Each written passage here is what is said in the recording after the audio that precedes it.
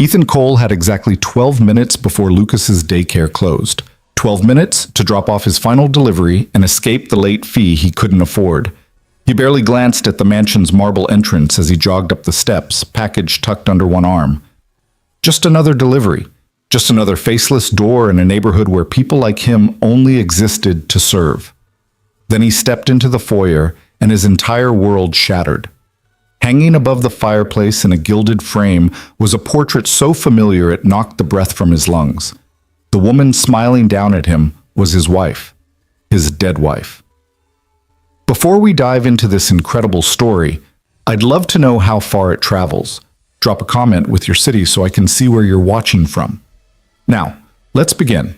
The package slipped from Ethan's hands and hit the marble floor with a dull thud that echoed through the cavernous foyer. He didn't notice. His eyes were locked on the portrait, his vision tunneling until nothing existed except that face. Those eyes he'd watched close for the last time 3 years ago. That smile he'd memorized from 1,000 photographs. The slight tilt of her head she always did when she was genuinely happy. "Excuse me." The voice came from somewhere distant, sharp and authoritative. "You can't just walk in here." Ethan's legs moved on autopilot, carrying him closer to the fireplace. The portrait was massive, easily 6 feet tall, professionally painted in oils that captured every detail with heartbreaking accuracy. The woman wore an elegant evening gown he'd never seen, her dark hair swept up in a style she'd never worn around him, but it was her. Every freckle, every curve of her jawline, the exact shade of her hazel eyes. "Sir, I'm speaking to you." Footsteps clicked rapidly across the marble. "Security!" "That's my wife." Ethan's voice came out strangled, barely above a whisper. That's Sarah." A hand gripped his shoulder, trying to turn him away. Ethan shrugged it off without looking, stepping even closer to the portrait. A small brass plate was mounted on the frame's lower edge. He read the engraving 3 times before the words made sense. "Clara Hart, beloved sister, forever." "Missed your wife?" The sharp voice was right beside him now, edged with something between anger and disbelief. "That's not possible. That's my sister." Ethan finally tore his gaze from the portrait to look at the woman beside him. She was tall, probably in her early 40s, dressed in an impeccably tailored black suit that screamed wealth and power. Her dark hair was pulled into a severe bun, her makeup flawless, her posture rigid with the kind of confidence that came from never being told no. But her eyes, they were the same hazel as the woman in the portrait, the same hazel as Sarah's. "I buried her 3 years ago." Ethan's hands were shaking. He pressed them against his thighs, trying to steady himself. "Her name was Sarah Cole. She was my wife. We were married for 4 years before the accident." The woman's face had gone pale beneath her foundation. "That's impossible. Clara disappeared 13 years ago. She was 22. The family hired investigators, but she vanished completely." Her voice cracked slightly on the last word. "No trace, no contact, nothing." "I don't know anything about that." Ethan gestured helplessly at the portrait. "I only know that's my wife's face. Her exact face." "And you're saying her name was Clara Hart?" Her name is Clara Hart." The woman's composure was fracturing, her perfect posture beginning to slouch. "She's not dead. She can't be. We've been searching.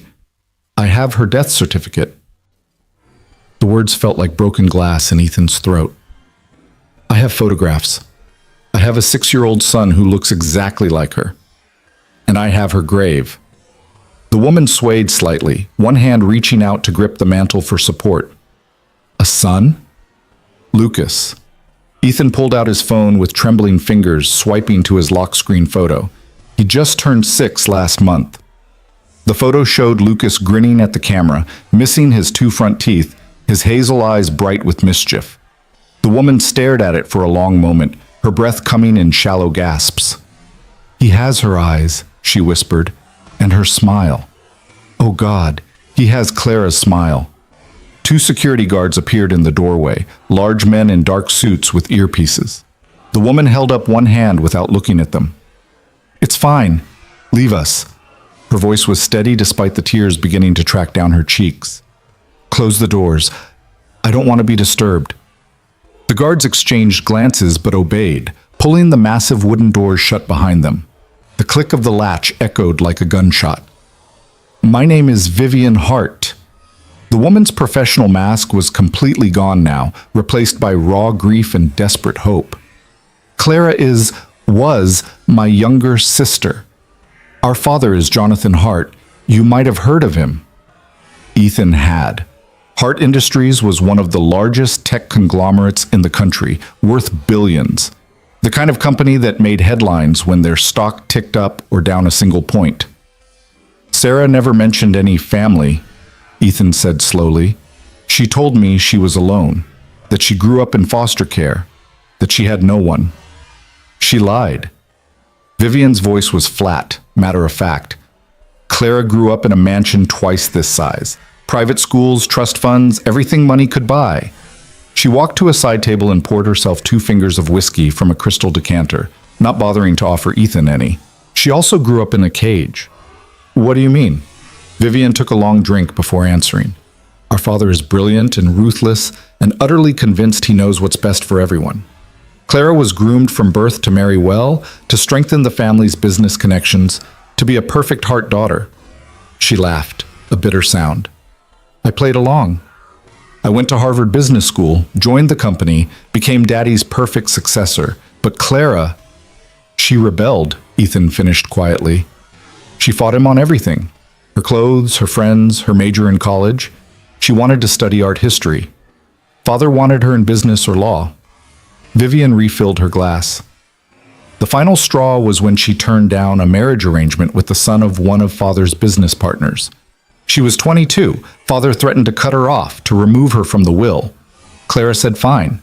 She walked out during a family dinner and never came back. Ethan's mind was reeling, trying to reconcile the Sarah he'd known with this Clara person. "The Sarah I met was working as a waitress. She lived in a tiny apartment with 3 roommates. She told me she'd been on her own since 18. "When did you meet her?" 8 years ago. I was working nights as a janitor at the university while taking classes during the day. She waitressed at this diner near campus." A ghost of a smile crossed Ethan's face despite everything. "I came in every Thursday after my shift, always ordered the same thing, coffee and pie. She finally asked me if I was ever going to order real food." Vivian was watching him with an intensity that made Ethan uncomfortable. "What was she like? With you, I mean." "Happy." The word came without thought. "She laughed all the time. She was terrible at cooking but kept trying anyway. She loved old movies and used bookstores and this terrible cheap wine she insisted was sophisticated." Ethan's throat tightened. "She made me feel like I was worth something. Like being a delivery driver supporting a kid wasn't something to be ashamed of." "You have a son together," Vivian said softly. "Lucas." "Yeah." Ethan pulled up more photos, unable to help himself. "He's smart, really smart. His teacher says he's reading 2 grades above his level, and he's kind, you know. The other day I picked him up from daycare, and he'd given his snack to another kid who forgot theirs."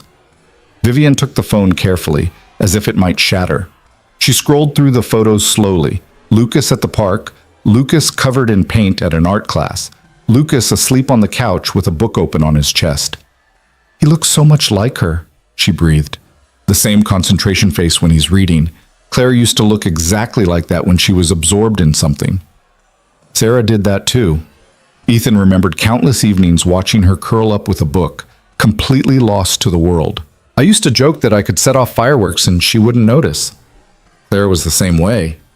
Vivian's hand trembled slightly as she handed back the phone. "This doesn't make sense. Why would she tell you she had no family? Why disappear so completely?" "I don't know." Ethan ran a hand through his hair, exhaustion and confusion weighing on him like physical things. "But I need to pick up Lucas in..." He checked his watch and swore. "I'm already late. The daycare charges $1 a minute after 6. "I'll pay for it." The words came out rushed.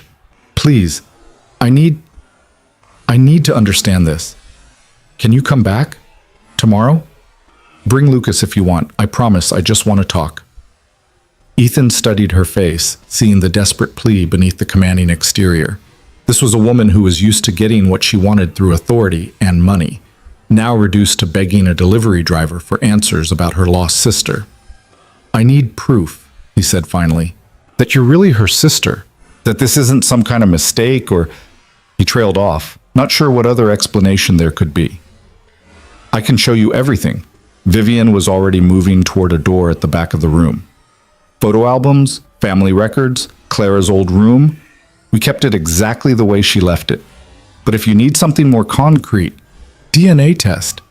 The words came out harder than Ethan intended. "Between you and Lucas, if you're really his aunt, it'll show up." Vivian stopped, her back to him. For a long moment she didn't move. Then her shoulders straightened. "Yes? Of course, that's very reasonable. I'm not trying to be an asshole." Ethan picked up his dropped package, its contents probably broken. "But my son's welfare is the only thing that matters. If there's even a chance this is some kind of scam, it's not." Vivian turned, and the naked pain on her face made Ethan take a step back. "I've spent 13 years searching for my sister. 13 years of private investigators and false leads and sleepless nights. Do you have any idea what it's like to lose someone without knowing if they're alive or dead? To wonder every single day if this is the day you'll find them?" "Yeah," Ethan said quietly. "I do. Because I found her, and then I lost her, and I've spent the last 3 years learning how to breathe through it for my son's sake." They stared at each other, two people united by loving the same woman, separated by everything else. "Tomorrow," Vivian said finally.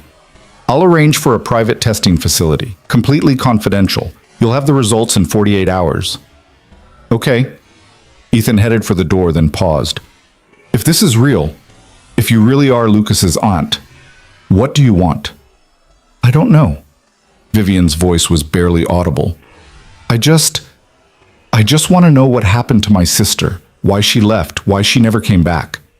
She looked up at the portrait, her expression crumbling. "And I want to know my nephew, if you'll let me." Ethan didn't answer. He couldn't. The possibility of this woman being family, of Lucas having a connection to his mother beyond photographs and stories, was too enormous to process. He left without another word, his mind spinning as he jogged back to his delivery van. The drive to Lucas's daycare passed in a blur. Ethan paid the $47 late fee without complaint, earning a disapproving look from the daycare director that he barely registered. Lucas came running out with his Spider-Man backpack, his face lighting up the way it always did when he saw his dad. "Daddy, guess what we did today?" "What'd you do, buddy?"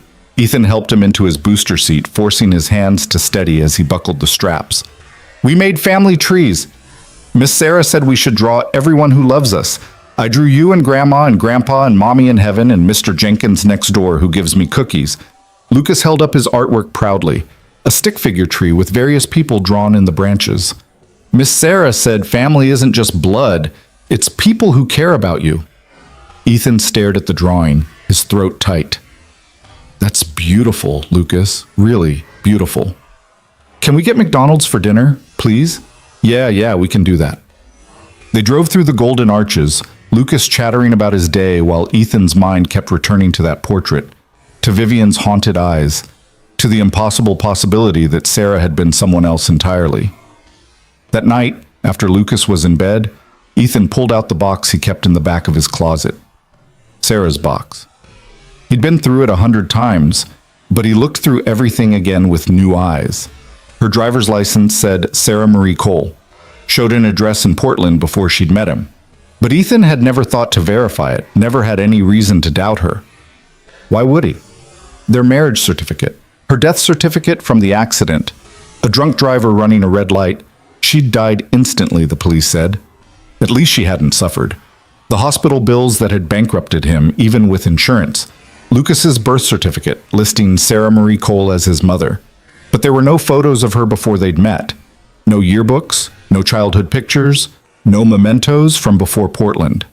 At the time, Ethan had accepted her explanation that she'd left everything behind when she aged out of foster care, wanted a fresh start. Now he wondered what else he'd accepted without question. He found her journal in the bottom of the box, the leather-bound book she'd kept tucked in her nightstand. Ethan had read it once, right after she died, torturing himself with her final entries. He'd put it away and never looked at it again, the pain too fresh. Now he opened it to a random page, hands shaking. January 15th. Ethan asked about my family again today. I hate lying to him. Lying too. I hate that every story about my childhood is fabricated, that every answer is carefully constructed to hide the truth. But how do I tell him that I'm not the person he thinks I am? That the woman he loves is a ghost, a construct, someone I created to escape? He wouldn't understand. He'd think I was using him, or crazy, or worse. And maybe I am using him, using this simple, beautiful life as a shield against the world I left behind. But God, I love him. I love him so much it terrifies me. What started as escape has become everything. I think about telling him the truth every day. Every time he looks at me with those honest eyes, so certain that what we have is real and simple and good. But the truth would ruin everything. The hearts don't let go. Father would find us, would tear this life apart, would probably try to take Ethan from me through sheer legal force. So I lie. And I hope that one day it won't feel like betrayal. Ethan's hands were shaking so badly he had to set the journal down. He flipped through more pages, finding similar entries scattered throughout. References to the life I left, the truth he doesn't know, the family that wants me back. Near the end, dated 2 weeks before her death, one final entry. If something happens to me, and I know that's morbid to think about, but I can't shake this feeling lately. I need Ethan to know that everything between us was real. The love was real. Lucas is the most real thing I've ever done. I've left instructions with the lawyer in Seattle. If I die, he's supposed to give Ethan a letter explaining everything. My real name, where I came from, why I left. I should have told him myself 1,000 times, but I was a coward. I wanted this perfect life too badly to risk it with the truth. I hope he can forgive me. I hope Lucas never has to know his mother was a liar. And I hope that someday, when enough time has passed, Ethan finds someone new. Someone honest. Someone who deserves him and Lucas. He's so good. They both are. And I've spent 7 years lying to the best people I've ever known. Ethan read the entry 3 times, each word hitting like a physical blow. A lawyer in Seattle. Instructions. A letter explaining everything. But Ethan had never received any letter. In the chaos after the accident, the hospital, the funeral, caring for a devastated 3-year-old, no lawyer had ever contacted him. He grabbed his laptop and started searching. Seattle lawyer Sarah Cole. Anything that might lead to this mysterious letter. After 2 hours, he had nothing but eye strain and a growing headache. His phone buzzed. Unknown number. Hello? Mr. Cole? This is Vivian Hart. I apologize for calling so late, but I wanted to let you know I've arranged the DNA test for tomorrow at 11 a.m. The facility is called Gene Tech Labs on Riverside Drive. Everything's been handled. You just need to bring Lucas. They'll do a simple cheek swab. That was fast. I'm motivated. A pause. I also wanted to apologize for earlier. I know this is overwhelming. Whatever happens, whatever the results say, I won't intrude on your life if you don't want me to. Ethan thought about the journal entry, about Sarah's desperate need to hide from her family. Did she have a reason to be afraid of you, of your family? Silence stretched on the line. Finally, Vivian spoke, her voice careful. Clara had reasons to run. Our father can be, controlling, demanding. He saw his children as extensions of the Hart legacy rather than people. Another pause. But I never wanted to hurt her. I loved my sister. I still do. I just wanted her to be happy, even if that meant defying father. But you stayed. Ethan wasn't sure why he was pushing, but something in him needed to understand. You played along with your father's plans while she ran away. Yes. The word was heavy with old guilt. I was the dutiful daughter, the one who colored inside the lines, and I've spent 13 years wondering if that choice cost me my sister. Her voice broke slightly. If I'd been braver, stood up to father more, maybe Clara would have felt like she could stay. Maybe she wouldn't have had to erase herself to be free. Ethan closed his eyes, thinking of Sarah, Clara, creating an entire false identity just to escape her family's control. I found her journal. She wrote about leaving instructions with a lawyer, but I never received anything. What kind of instructions? A letter explaining everything. Her real identity, why she left. She wanted me to know the truth if anything happened to her. Ethan's grip tightened on the phone. Do you know anything about a lawyer in Seattle? No, but I can find out. What was the firm's name? She didn't write it down, just said the lawyer in Seattle. I'll have my people search. If Clara sets something up, there'll be a record somewhere. Vivian's voice shifted, becoming harder, more focused. This letter, did she say what else it contained? No, just that it would explain everything. I need to see that journal. No. The word came out sharp. It's private. It's all I have left of her. Mr. Cole, Ethan, please, if there are clues about why Clara left, about what she was afraid of, I need to know. Not for me, but for Lucas.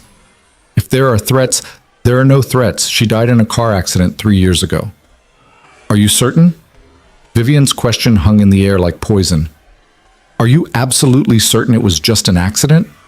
Ethan's blood went cold. What are you saying? I'm saying that the Hart family has enemies, business rivals, people who would love to leverage our vulnerabilities. If someone knew Clara had a son, if they thought they could use Lucas, stop. Ethan was on his feet, pacing his small living room. You're talking about conspiracy theories. Sarah died because some drunk asshole ran a red light. The police investigated. There was no foul play. Probably you're right. Vivian didn't sound convinced. But I'd like to verify that. With your permission, I'd like to have my security team review the accident report, just to be thorough. Your security team. I employ the best in the industry. If there's anything suspicious, they'll find it. And if there's nothing, then you'll have peace of mind. Ethan wanted to say no, to tell this woman to stay out of his life, to protect Lucas from whatever complicated mess Sarah had been running from. But doubt had taken root, small and poisonous. Fine, but I want copies of whatever they find. And if you try to use any of this to take Lucas, I would never. Vivian's voice was fierce. He's my sister's son. I want to protect him, not hurt him. Tomorrow at 11, Ethan said, and hung up. He spent the rest of the night staring at Sarah's journal, reading and rereading her entries, trying to find the woman he'd married in these confessions of lies and fear. The Sarah he'd known had been open, warm, present. This Clara person seemed haunted, always looking over her shoulder. Which version had been real? The next morning, Ethan called in sick to work and took Lucas to the testing facility. GeneTech Labs was in a nondescript office building, the kind of place that could house anything from accountants to dentists. Vivian was already there, dressed in another perfect suit, her hair immaculate despite the early hour. Lucas, Ethan said, kneeling to his son's level.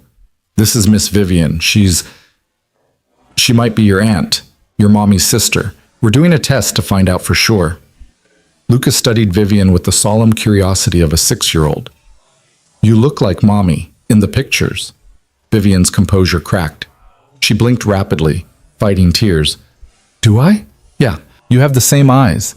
Daddy says I have mommy's eyes too. You do. Vivian knelt down as well, making herself Lucas's height. They're beautiful. The test took 15 minutes. A cheerful technician swabbed Lucas's cheek while explaining she was collecting cells that tell us about your family tree, then did the same for Vivian. The whole thing was painless and quick, and Lucas got a lollipop afterward. Results in 48 hours, the technician promised. We'll email them to both addresses you provided. Outside, Vivian hesitated. Would it be all right if I bought Lucas breakfast? There's a good diner a few blocks from here. Ethan's instinct was to refuse, to get Lucas away from this woman and the complicated history she represented. But Lucas was looking up at Vivian with curiosity and something that might have been hope, and Ethan couldn't bring himself to say no. Okay, just breakfast. The diner was exactly the kind of place Sarah would have loved. Vinyl booths, laminated menus, a pie case by the register.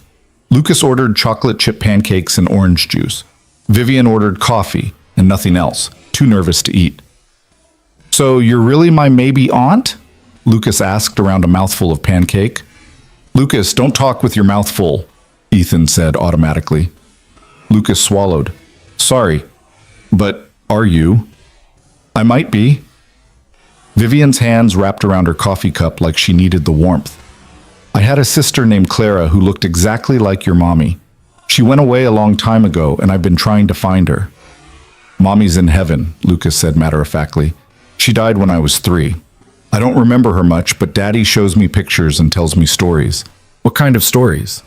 Lucas launched into his favorite tale, about the time Sarah had tried to make spaghetti and somehow set off the smoke alarm, and they'd had to evacuate the apartment building, and she'd been so embarrassed she'd bought pizza for all the neighbors to apologize. Vivian listened with rapt attention, laughing in all the right places. Her eyes bright with tears, she kept blinking back. She sounds wonderful, Vivian said when Lucas finished. Terrible at cooking, but wonderful. She was. Ethan heard his own voice go rough. She really was. Vivian pulled out her phone, hesitating before turning it toward Lucas. Can I show you something? The screen displayed a photo of 2 young girls, maybe 8 and 6, dressed in matching white dresses. They were standing in front of a massive Christmas tree, both grinning at the camera. The younger girl had her arm around the older one's waist. That's me and Clara, Vivian said softly. This was taken about 30 years ago. Lucas studied the photo carefully. The little one looks like Mommy. She was Mommy, Ethan said, his chest tight, because there was no denying it now. Same smile, same eyes, same way of tilting her head just slightly. At least, she might have been. I have more pictures, Vivian said, at my house. Albums full of them. If you want to see... Yes! Lucas bounced in his seat. Can we go see, Daddy, please? Ethan wanted to say no. Wanted to take Lucas home, back to their small, safe life where the past stayed buried and complications didn't exist. But he looked at his son's eager face and knew he couldn't deny him this. The chance to see his mother as a child, to understand where half of him came from. Okay, he said quietly. But just for a little while. Vivian's mansion looked even more imposing in daylight. Lucas's eyes went wide as they drove through the gates and up the long driveway. You live here? By yourself? I do now. I do. Vivian led them inside, through the marble foyer where Ethan had first seen the portrait. In the daylight, it was even more striking, more real. I used to live with my parents, but they both passed away. Father had a heart attack 5 years ago. Mother died 2 years later. I'm sorry, Ethan said automatically. Don't be. We weren't close. Vivian's voice was matter-of-fact. Father died still angry that Clara had defied him. Mother died still hoping she'd come home. She paused, her hand on a doorframe. I'm the only one left now. Or I was, until yesterday. She led them to a sitting room lined with bookshelves. Several leather-bound albums sat on a coffee table, clearly prepared in advance. Vivian sat down and opened the first one, Lucas immediately climbing up beside her. This is Clara, when she was a baby, Vivian said, pointing to a photo of a wrinkled infant in an elaborate christening gown. She was born in this house, in the master bedroom upstairs. Father insisted, said hearts were born at home, not in hospitals. Lucas giggled. She looks funny. All babies look funny. Vivian turned the page, revealing more photos. Clara learning to walk, Clara covered in birthday cake, Clara in a frilly dress looking mutinous. She hated wearing fancy clothes. Mother was always trying to put her in ruffles and bows, and Clara was always finding ways to get them dirty. Mommy didn't like fancy clothes either, Lucas said. She wore jeans and t-shirts mostly. Did she? Vivian's smile was sad. That sounds like Clara. They went through 3 albums, Vivian narrating each photo while Lucas asked questions, and Ethan watched, his heart breaking and reforming with every page. This was Sarah's childhood, the life she'd never spoken about, rendered in glossy photographs, and Vivian's careful memories. There were pictures of family vacations to exotic locations, of Christmas mornings in front of trees that probably cost more than Ethan made in a year, of birthday parties with hired entertainers and custom cakes. But there were also photos that told another story. Clara sitting alone in a corner at a party, looking miserable. Clara with tear-stained cheeks after some childhood upset. Clara glaring at the camera, rebellious even at 8. She was never happy, Vivian said quietly when they reached the teenage years. I thought it was just adolescence at first. Every teenager rebels, right? But it wasn't that. Clara felt trapped, like she was being molded into someone she wasn't. One photo showed Clara at what must have been her high school graduation, standing stiffly between her parents in her cap and gown. Her smile didn't reach her eyes. "I remember this day," Vivian said. "Father gave a speech about how proud he was, how Clara would go to Harvard like I had, how she'd join the family business and make the Hart name even greater." She touched the photo gently. Clara left the party early. I found her crying in her room later. She said she felt like she was drowning. "What did you do?" Ethan asked. "I told her it would get better, that Father would ease up once she was in college, that she'd have more freedom." Vivian's voice was thick with regret. "I was wrong. He got worse, started introducing her to suitable young men from other wealthy families, planned her entire future without asking what she wanted." She turned to the last page in the album, a family photo, formal and posed. Clara was 22, beautiful and polished and utterly miserable. This was taken 2 weeks before she disappeared. Father's 60th birthday party, 500 guests, champagne, a 12-piece orchestra. Clara wore the dress Father picked out, danced with the men he chose, smiled for all the right photographs. And then she went upstairs, packed a single bag, and walked out the front door. "And you never saw her again?" Lucas's voice was small. "Never. We searched everywhere, hired investigators, put up missing person reports, checked hospitals and morgues." Vivian closed the album carefully. "Nothing. It was like she'd ceased to exist." But she didn't cease to exist. Ethan's throat was tight. She was in Portland, working as a waitress, building a life. "A life where she could be happy," Vivian said. "A life where she could choose who to love and how to live and what to dream about." She looked at Lucas. "A life where she could have you." Lucas was quiet for a moment, processing. Then, "I'm glad she chose that life. Because otherwise I wouldn't be here, and Daddy wouldn't have met Mommy, and we wouldn't have been a family even for a little while." Ethan pulled his son close, pressing his face into Lucas's hair to hide the tears he couldn't stop. Vivian stood abruptly and walked to the window, her shoulders shaking. They stayed like that for a long moment, 3 people bound by loss and love for the same woman, until Lucas broke the silence with a very practical question. "Can we see Mommy's room?" Vivian showed them upstairs to a bedroom that had been preserved like a shrine. The walls were painted a soft lavender, covered in posters of bands from the early 2000s and prints of famous paintings. A bookshelf overflowed with novels and art books. The desk still had pens scattered across it, a dried-out coffee mug, a stack of college brochures for art history programs. "We kept it exactly as she left it," Vivian said, "just in case she came back." Lucas explored with the fearless curiosity of a child, picking up books, examining the posters, opening the closet to find clothes from 13 years ago. Ethan stood frozen in the doorway, overwhelmed by this glimpse into Sarah's, Clara's, past. "There's something else," Vivian said quietly. "Something I found while going through her things again last night." She went to the desk and pulled out a small leather journal from a locked drawer. Clara kept a diary. "I never read it before. It felt like an invasion of privacy. But after meeting you, I thought..." She held it out to Ethan. "I thought you should see it." Ethan took the journal with shaking hands. The leather was soft with age, the pages yellowed. He opened to a random entry, dated about a year before Clara disappeared. "Father informed me today that I'll be attending the Westbrook Foundation Gala as Richard Pemberton's date." Not asked, informed. As if I'm a chess piece to be moved around his board, a pretty asset to be deployed for business advantages. I'm so tired of being a Hart, tired of the weight of the name, the expectations, the absolute certainty that my life is not my own. Vivian tries to understand, but she doesn't. She thrives in this world. She likes the power, the influence, the way doors open when she walks into a room. I just want to be nobody. A regular person with a regular life, making regular choices about regular things. Is that so impossible? Ethan flipped through more entries, each one painting a picture of a woman desperately trying to escape. Then, near the end, the tone shifted. "I've made my decision. I'm leaving." Not in anger this time, not as a tantrum or a statement, I'm leaving for good. I've been planning for months. I have money saved, cash that father can't trace. I have a new identity prepared, documents that will let me start over. I'm going somewhere he'll never think to look, somewhere far from the hard empire.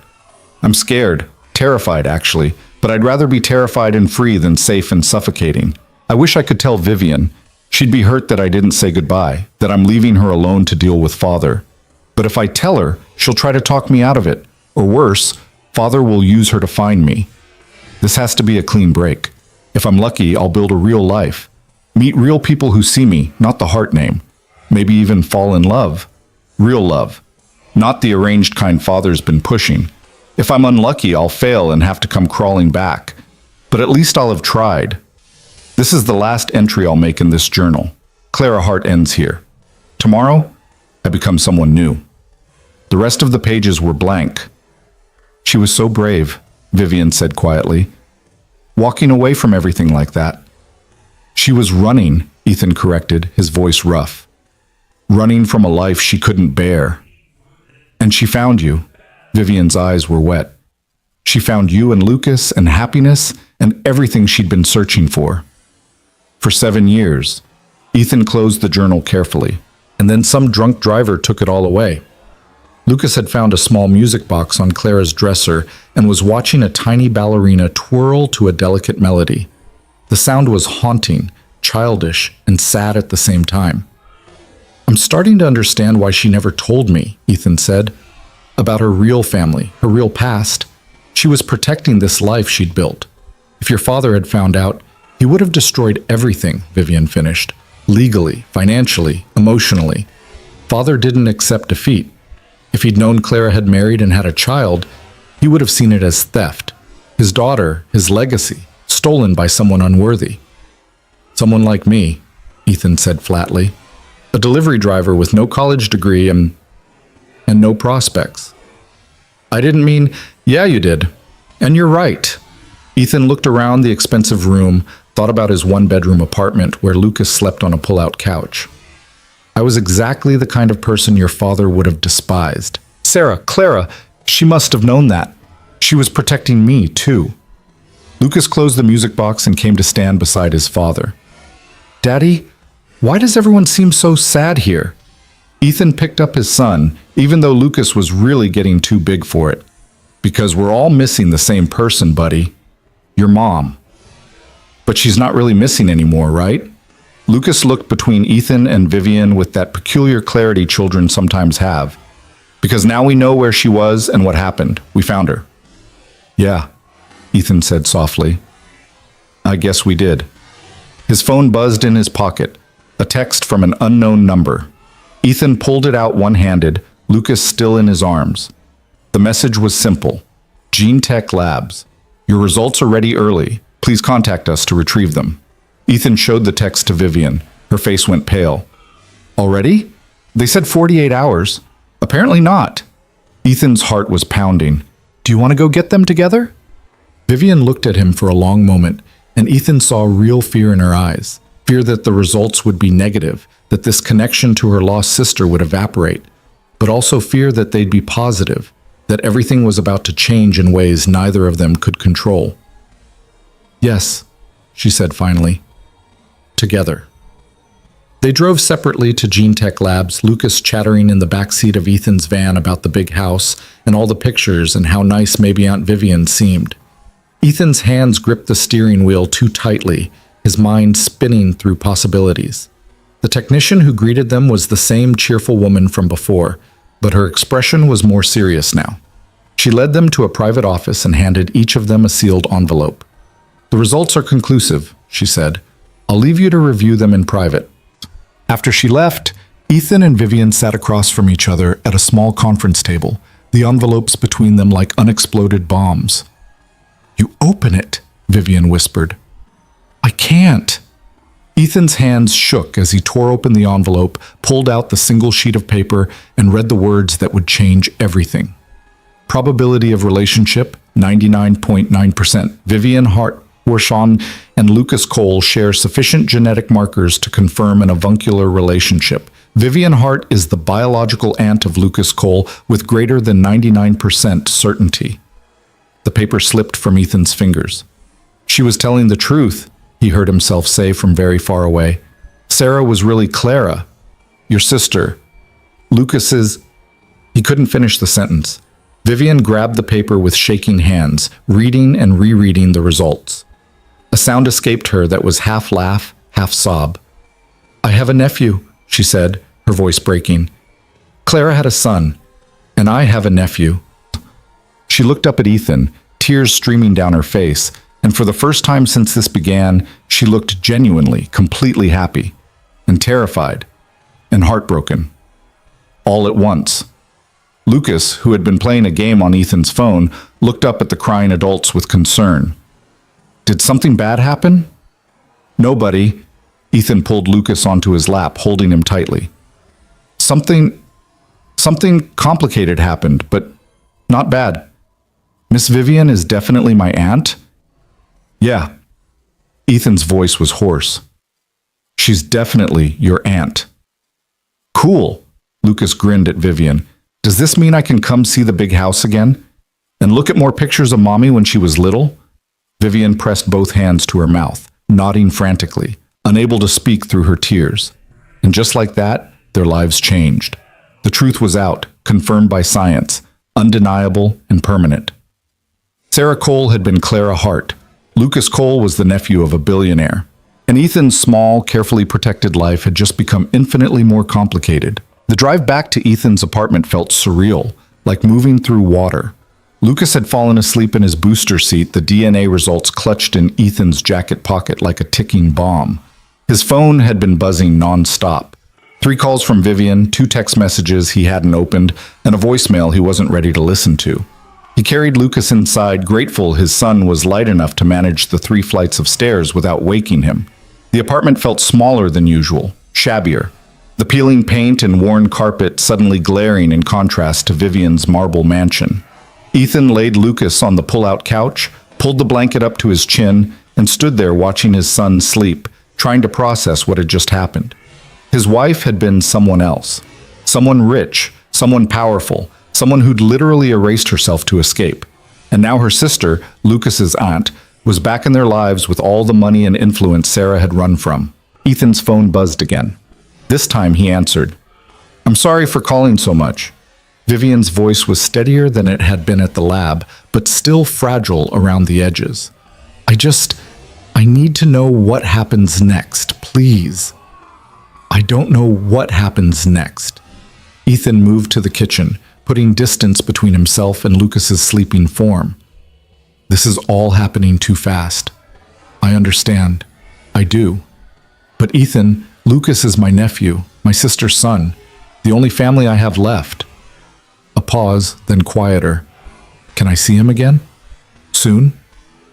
Every instinct in Ethan screamed to say no, to protect Lucas from the complications this woman represented.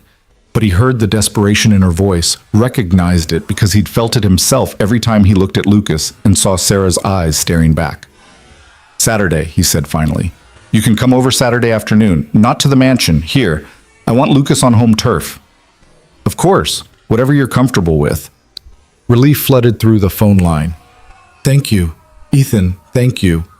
Don't thank me yet. We need to set some ground rules." "Anything. Lucas comes first, always.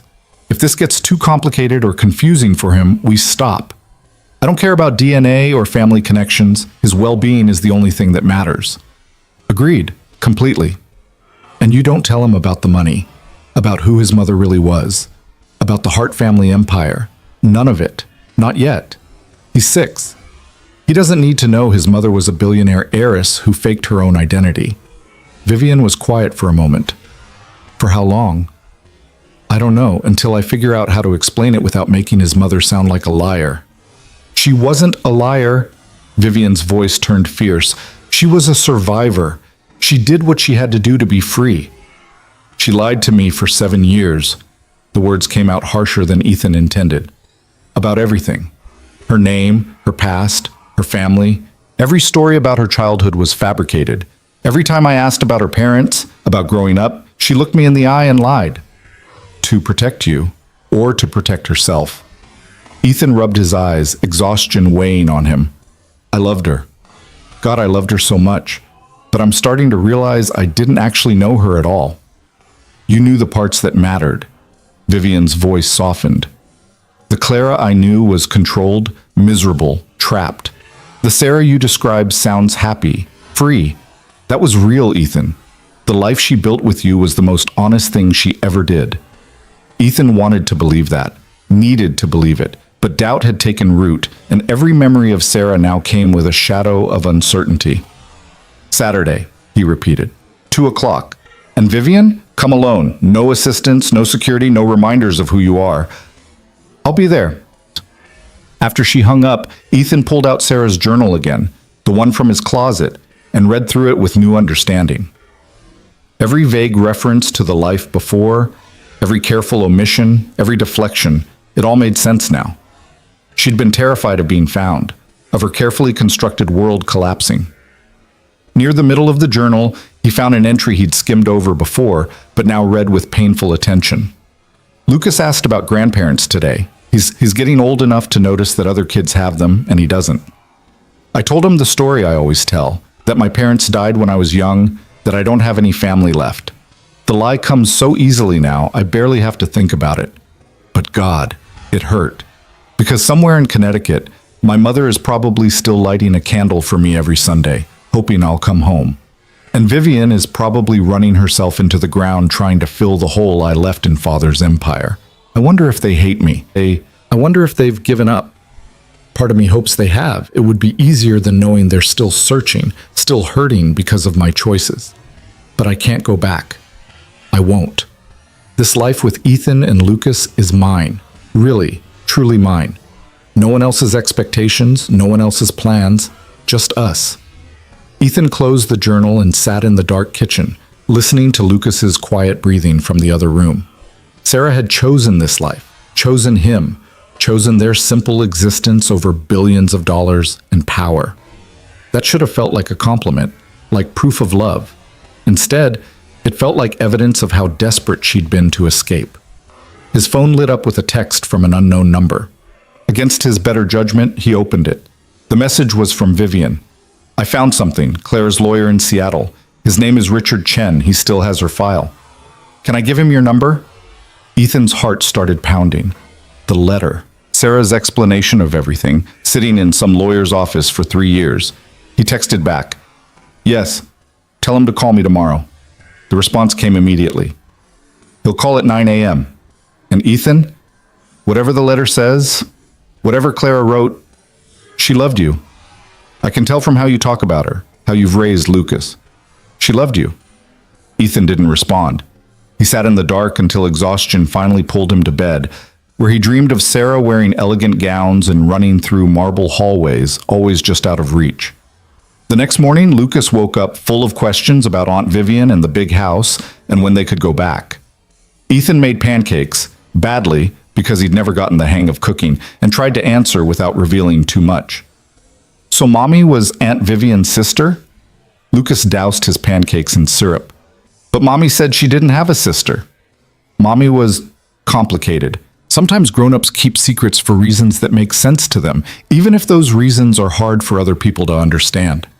Like when I hid the broken vase and said the cat did it. Not exactly like that, buddy. But Mommy didn't tell the truth about having a sister. That's like hiding something, right? Ethan sighed. 6-year-olds were too perceptive for their own good. Yeah, it's like hiding something, but Mommy had good reasons. She was trying to protect us. From what? From people who might have tried to change our family, to make us be something we're not. Lucas considered this while chewing his pancakes. Like when Tommy's parents got divorced and his dad wanted him to live in California, but Tommy wanted to stay here with his friends? Kind of like that. Your mom wanted to make sure we could all stay together and be happy. Oh. Lucas seemed satisfied with this explanation. Can Aunt Vivian come to my soccer game on Saturday? She's coming over Saturday afternoon, remember? After your game. But what if she wants to see me play soccer? I'm really good, Daddy, Coach says I have natural talent. I'll ask her. Ethan's phone rang, the screen showing a Seattle area code. His stomach dropped. Hey buddy, can you go brush your teeth? I need to take this call. Lucas scampered off, still chattering about soccer. Ethan waited until he heard the bathroom door close before answering. Mr. Cole? This is Richard Chen. I'm calling about Sarah Cole. Or rather, Clara Hart. Vivian Hart contacted me last night and explained the situation. You have a letter for me. Ethan's voice came out flat. From before Sarah died. I do. Clara came to me about 4 years ago and set up what we call a dead man switch arrangement. In the event of her death, I was to send certain documents to you.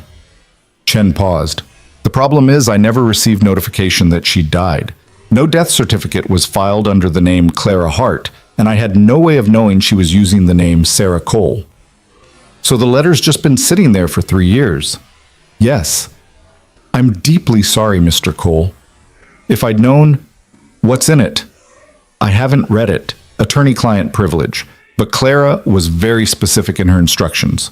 The letter was to be delivered to you, along with access to a secure account she'd maintained and several legal documents. Ethan's head was spinning. What kind of account? A trust fund she'd set up. I don't have the details. That information is in the documents I'm supposed to provide. But I can tell you it was substantial. How substantial? I believe the figure she mentioned was somewhere in the range of $5 million. The kitchen tilted. Ethan gripped the counter to steady himself. 5 million. Yes, she wanted to ensure you and her child would be taken care of if anything happened to her. Chen's voice was professionally gentle. Mr. Cole, I can overnight the letter and documents to you, or if you prefer, you're welcome to fly to Seattle and retrieve them in person. Send them. Ethan could barely get the words out. Overnight. I need to see what she wrote. Of course, I'll need your address. Ethan rattled it off mechanically, his mind stuck on the number. $5 million. Sarah, Clara, had hidden $5 million from him while he'd worked 60-hour weeks driving deliveries, while they'd scraped together rent, while he'd gone into debt paying her medical bills. The package will arrive tomorrow, Chen said. If you have any questions after reviewing the materials, please don't hesitate to contact me. Ethan hung up without saying goodbye. He stood in his cramped kitchen, surrounded by evidence of their struggle. The discount cereal, the worn linoleum, the refrigerator held together with duct tape, and felt something shift inside him. Not quite anger, not quite betrayal. Something colder and more confusing. Lucas emerged from the bathroom, toothpaste on his chin. Who was that? Just work stuff, buddy. Hey, how about we skip daycare today and go to the park? Really? On a Thursday? Really? Sometimes you need a mental health day. They spent the morning at the park, Lucas burning energy on the playground while Ethan sat on a bench and tried not to think about hidden millions and dead wives with secret identities. But his mind kept circling back to the same question. What else had Sarah kept from him? That evening, after Lucas was in bed, Ethan pulled out every document he had related to Sarah. Birth certificate? Fake. Social security card? Probably fake. Driver's license? Definitely fake. Their marriage certificate listed her as Sarah Marie Cole, born in Portland, parents deceased. All lies. Their entire marriage had been built on a foundation of fabricated documents and careful deception, and the worst part was, Ethan couldn't even be angry with her. She was dead. Anger required a target, and all he had was a ghost and a growing pile of revelations. His phone rang. Vivian again. Did the lawyer call? Yeah, he called. Ethan's voice was hollow. Did you know about the money? A pause. What money? Sarah, Clara, apparently set up a trust fund, $5 million. She just left it sitting there while we ate ramen for dinner and I worked double shifts. Oh, God. Vivian's shock sounded genuine. I had no idea. Clara's trust fund from father was frozen when she disappeared. He wanted to use it as leverage to force her back. But she must have had money saved from before, money he didn't know about. $5 million that could have changed our lives. Could have gotten Lucas into better schools, could have... Ethan cut himself off. Sorry. This isn't your problem. It is my problem. Lucas is my nephew, and you're You were Clara's husband. That makes it my problem. Vivian's voice turned careful. What are you going to do with the money? I don't know. I haven't even seen the letter yet. Maybe it'll explain why she never told me. He laughed bitterly. Maybe she was planning to surprise me on our 10th anniversary or something. The lawyer said there were documents? Yeah, coming tomorrow. Can I? Vivian hesitated. Would you let me be there when you read the letter? I know I don't have any right to ask, but Clara was my sister.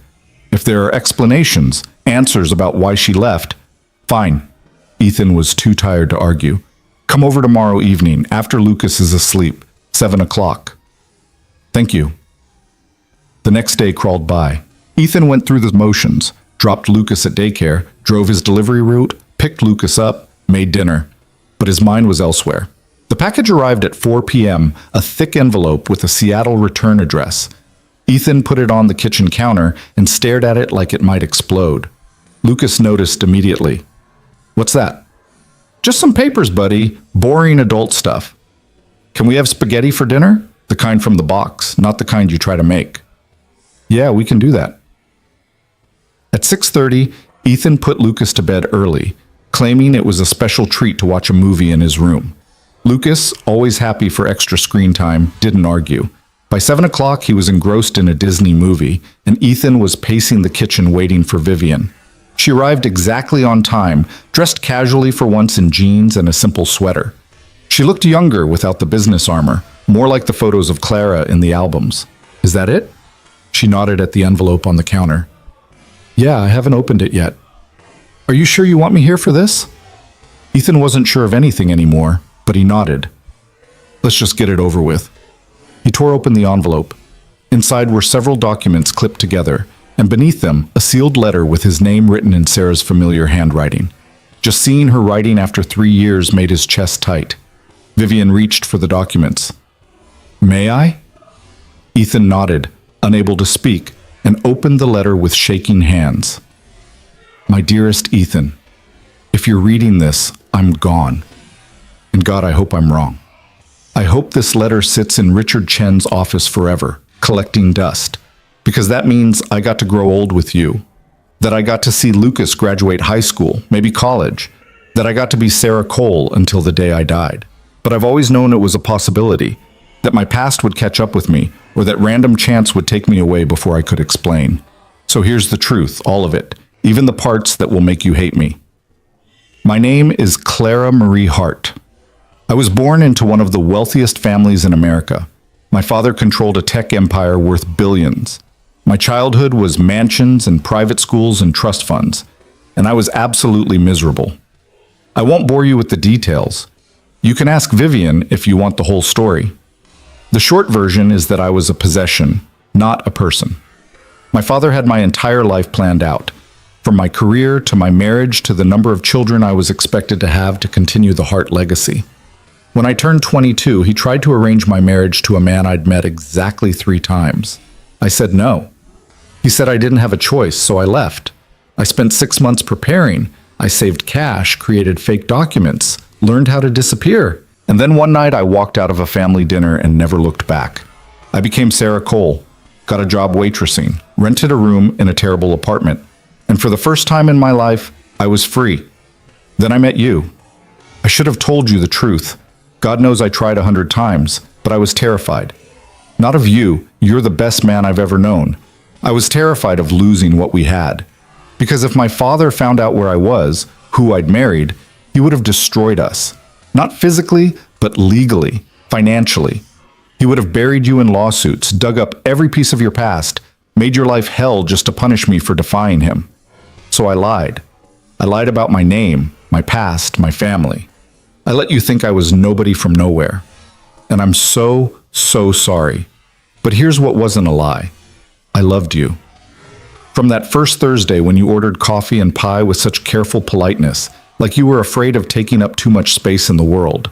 I loved how you worked 2 jobs to put yourself through school. I loved how you talked about wanting to be better, do better, build a life that mattered.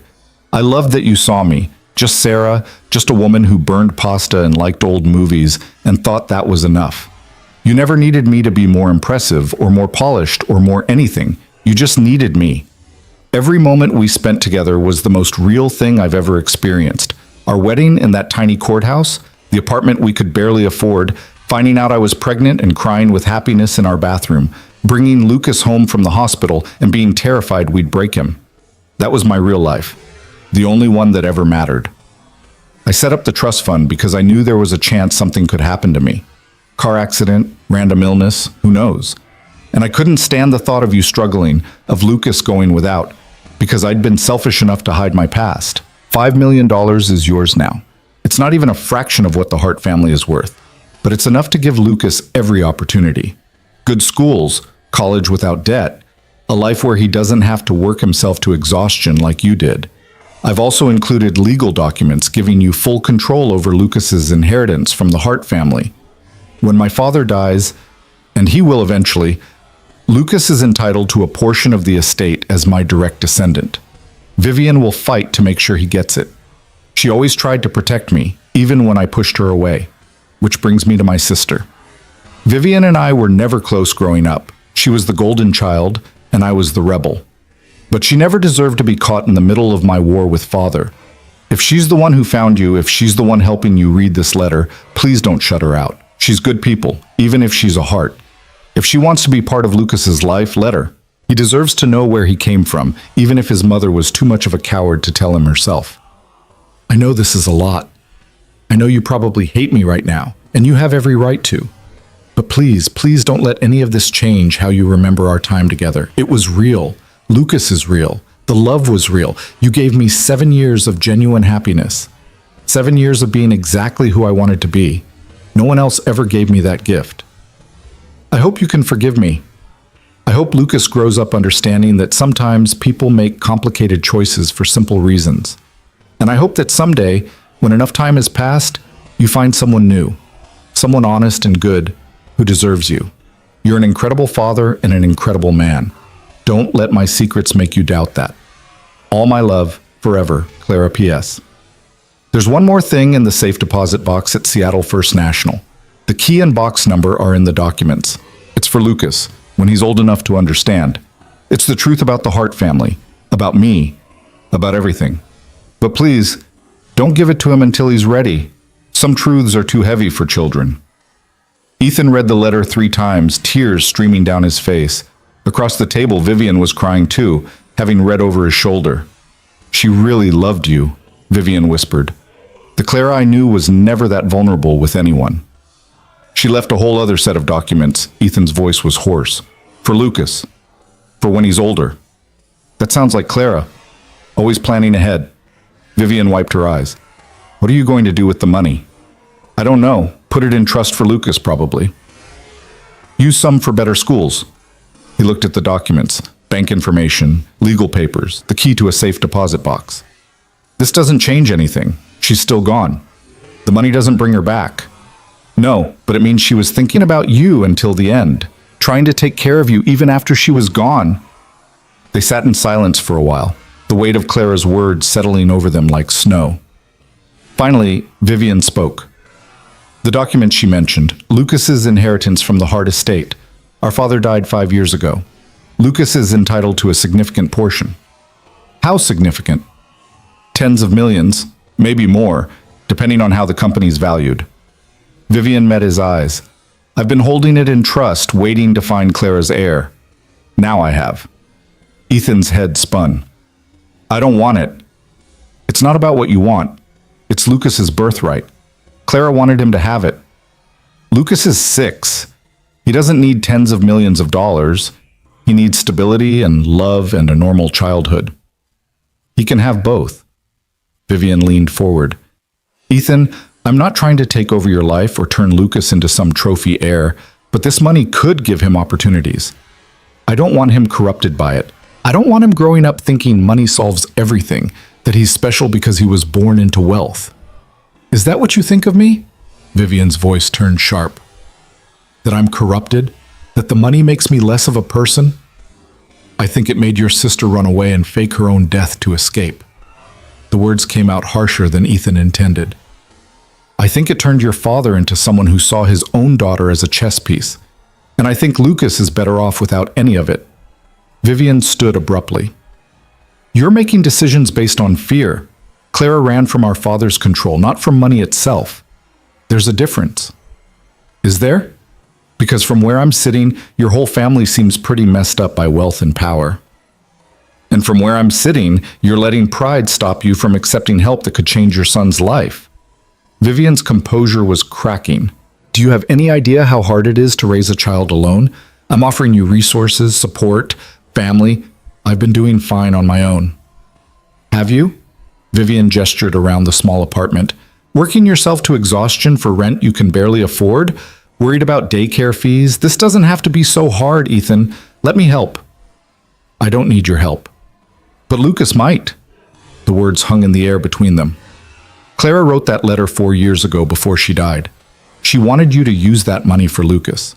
Are you really going to ignore her last wishes because you're too stubborn to accept help from a heart? Ethan wanted to argue, but she was right.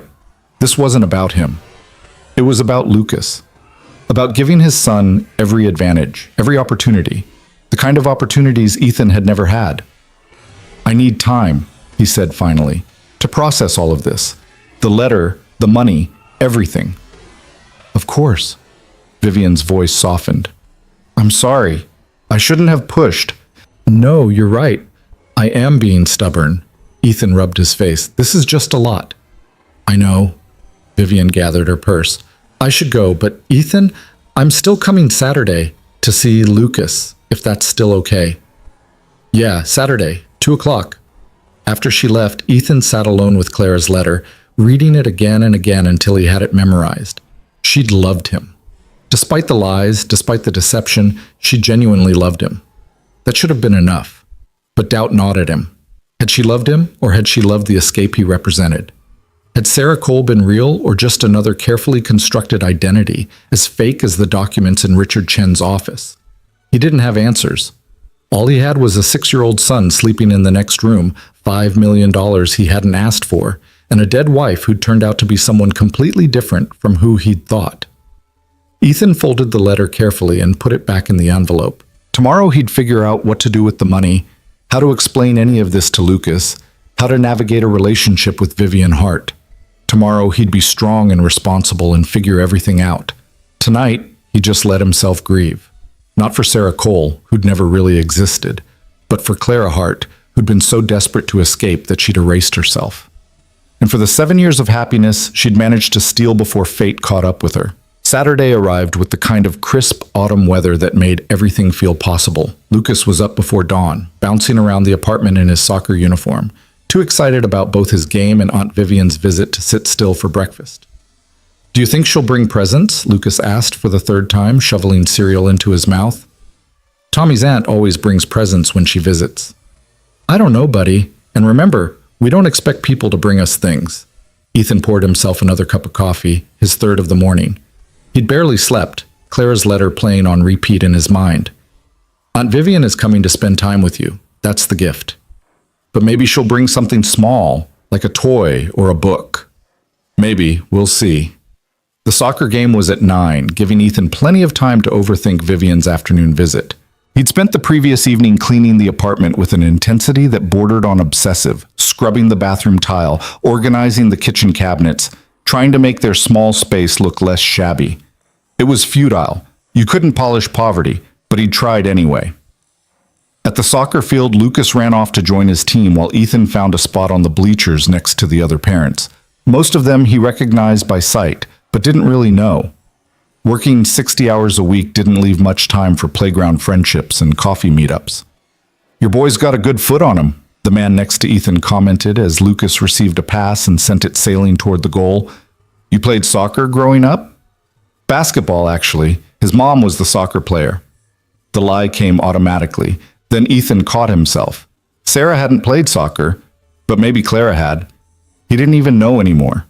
The game passed in a blur of running children and shouted encouragement. Lucas's team won 3-2, with Lucas scoring the final goal. He came running off the field, sweaty and grinning, throwing himself into Ethan's arms. Did you see, Daddy? Did you see my goal? I saw, buddy. You were amazing. Can we get ice cream to celebrate? After Aunt Vivian leaves, okay? We need to go home and get ready for her visit. Lucas's face fell slightly.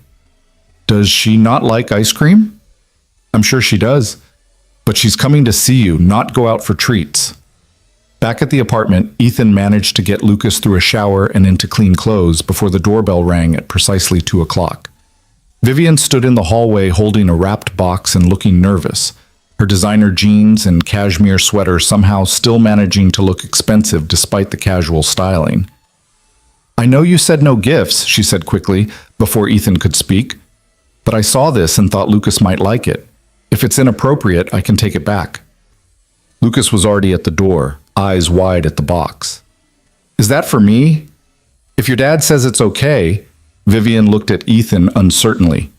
Ethan wanted to refuse on principle, to prove he couldn't be bought with expensive presents. But Lucas was looking at him with such hope that he couldn't bring himself to be the bad guy.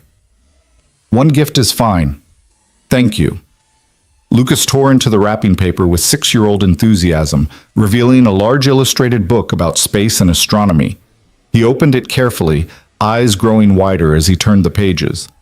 Look, Daddy, there's pictures of all the planets and black holes, and this one shows what stars look like when they're born. He looked up at Vivian. How did you know I like space? You mentioned it when we had breakfast at the diner. Vivian smiled, looking genuinely pleased.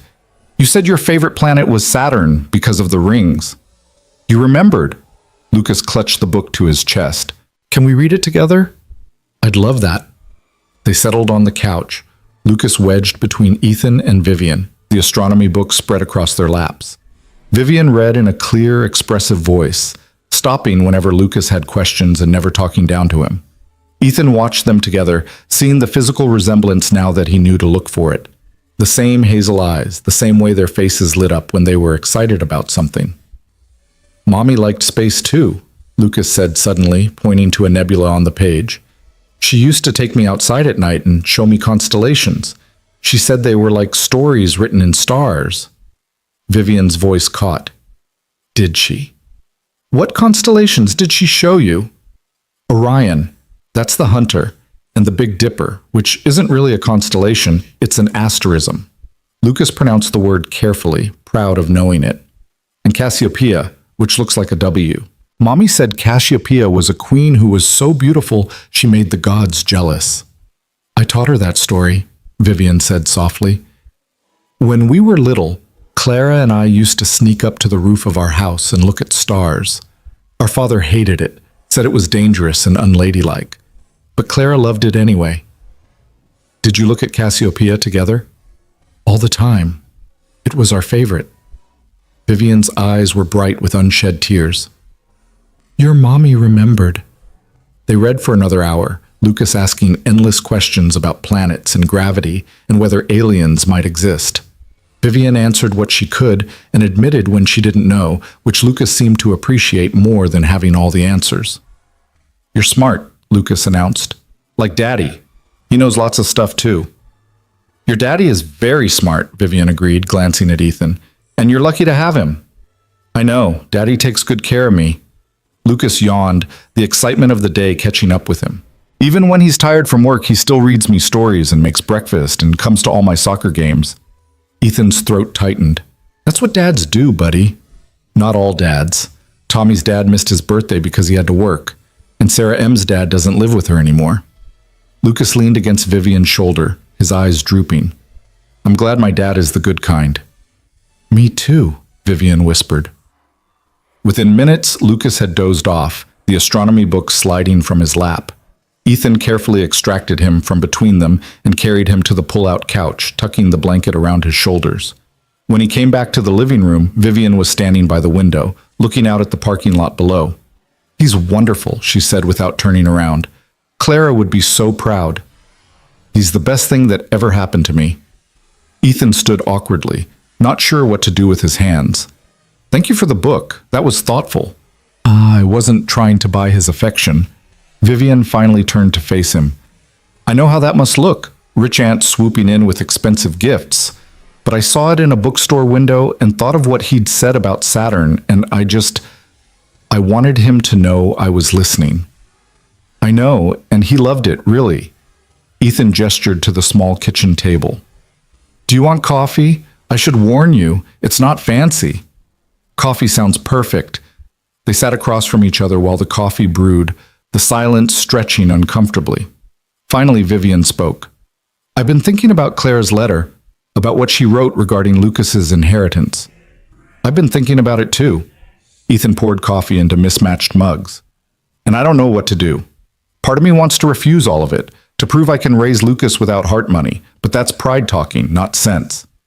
Can I be honest with you? Please. I think you're looking at this wrong. Vivian wrapped her hands around her mug. You see the heart money as something that corrupted my family, something Clara ran from, and you're not entirely wrong, but the money itself wasn't the problem. It was how my father used it, as control, as leverage, as a way to own people. Sounds pretty corrupting to me. It can be, but it doesn't have to be. Vivian leaned forward. Money is a tool. My father used it as a weapon. Clara used it to buy her freedom. You could use it to give Lucas opportunities, not to make him spoiled or entitled, but to open doors. What kind of doors? Good schools where he'd be challenged, travel to see the world, art classes, music lessons, whatever interests he develops, college without debt. Vivian's voice was earnest. The chance to pursue his dreams without worrying about money the way you had to. Ethan thought about his own childhood, about wearing the same 3 shirts to school because his parents couldn't afford more, about skipping meals to save money, about choosing a cheaper college because it was all he could manage even with loans. I don't want him to be soft, he said. I want him to understand the value of work, of earning things. Then teach him that. Set boundaries, give him chores, make him understand that privilege comes with responsibility. Vivian's eyes were intense. But don't make him struggle just because you did. That's not character building, Ethan. That's just needless hardship. You sound like you've thought about this a lot. I have. Because when Clara disappeared, I inherited everything she left behind. Her trust fund, her share of the company, all of it. And I spent years wondering if I should give it away, if keeping it made me complicit in our father's sins. She took a sip of coffee. But then I realized that money could do good if I used it right. So I donate to causes Clara would have cared about. I fund scholarships for kids who want to study art. I try to be the kind of person she would have been proud of. And you think I should do the same? Use Clara's money to honor her memory? I think you should use it to give Lucas the life Clara wanted him to have. Not a life of excess or entitlement, but a life of possibility. Vivian set down her mug. And I think you should let me be part of that. Not as someone trying to take over or control things, but as family. As someone who loved Clara and wants to love her son. The word hung between them. Family. It was such a loaded concept. More complicated than DNA. More fraught than simple affection. What does that look like? Ethan asked. You being part of Lucas's life? I don't know. We'd figure it out together. Vivian's voice was tentative. Maybe I come to his soccer games sometimes. Maybe we have dinner once a month. Maybe when he's older I can tell him stories about Clara that you don't know. About her childhood, her dreams, the person she was before she became Sarah. He'll have questions. About why his mother left. Why she lied. Why she never told us about her family. Then we answer them honestly. Age appropriately, but honestly. Vivian met his eyes. Kids are more resilient than we give them credit for, and they can handle complicated truths better than adults sometimes. Ethan thought about the safe deposit box in Seattle, about whatever documents Clara had left for Lucas when he was older. She left something for him. Explanations, I think, about the Hart family and why she left. She said to give it to him when he's ready. When do you think that will be? I have no idea. 12? 16? 21? Ethan ran his hands through his hair. How do you explain to a kid that his mother faked her identity and lied to everyone for 7 years? You start by explaining that she did it because she was brave enough to choose her own life, even when it was hard. Vivian's voice was firm. You make sure he understands that Clara's lies weren't about him or you. They were about surviving a family that tried to cage her. And what about your father, Lucas's grandfather? Do I tell him about the man who was so controlling that his own daughter had to disappear? Vivian flinched. My father was complicated. He built an empire from nothing, which I respect. But he never learned that people aren't assets to be managed, especially not his own children. She paused. When you do tell Lucas about him, I hope you'll also tell him that not all hearts are like that some of us learned from those mistakes. Are you including yourself in that? I'm trying to. Vivian's smile was sad. I spent so many years trying to be the perfect heart daughter, doing everything father wanted, thinking that if I was good enough, successful enough, he'd ease up on Clara. But it didn't work. It just made Clara feel more alone. She wrote about you in her journal, said you tried to protect her. Not well enough. The guilt in Vivian's voice was palpable. I should have fought harder, should have stood up to father, even if it meant losing everything. Maybe if I had, Clara wouldn't have felt like she needed to run. Or maybe she still would have. Some people are just built to rebel. Ethan thought about Sarah, Clara, with her fierce independence, her refusal to be owned. I don't think anything you did or didn't do would have changed who she was. Maybe, but I'll never know for sure. Vivian looked toward the couch where Lucas slept. Which is why I don't want to make the same mistakes with Lucas. I don't want to be the aunt who tries to control or manipulate or turn him into something he's not. I just want to be present, to be someone he can count on. That's all he needs, someone who shows up. Ethan's voice was rough. Someone who's there. They sat in comfortable silence for a while, the afternoon sun slanting through the windows. Finally, Ethan spoke. Okay? Okay? Okay, you can be part of his life, part of our lives. The words felt momentous, like opening a door he'd been keeping locked. But we do this slowly. We don't tell Lucas about the inheritance yet, or the Heart Empire, or any of it. We just let him know you as Aunt Vivian, who brings books and answers questions about stars. I can do that. Relief flooded Vivian's face. Thank you, Ethan. You have no idea what this means to me. I think I do. He looked at her, really looked, and saw the loneliness beneath the polished exterior. You lost your sister 13 years ago, and then you found out she'd been alive this whole time, building a life you never got to be part of. That has to hurt. It does. But finding Lucas, knowing that Clara was happy, that she had love and a family, that helps. Vivian's voice broke slightly. I spent so many years imagining the worst, that she was dead in a ditch somewhere, or living on the streets, or trapped in some terrible situation. Knowing she had 7 good years with you and Lucas, knowing she got to be a mother, that's more than I ever hoped for. Lucas stirred on the couch, blinking sleepily. Is Aunt Vivian still here? Still here, Vivian called back. Did you have a good nap? Yeah, Lucas sat up, his hair sticking up at odd angles. Can we read more of the space book? Actually, I have an idea. Vivian pulled out her phone. There's a planetarium about 30 minutes from here. They have a show at 4 o'clock about black holes. Would you like to go? Lucas's face lit up. Really? Can we, Daddy? Please? Ethan wanted to say no, to keep the boundaries clear, to not let Vivian sweep in and become the fun aunt with unlimited resources.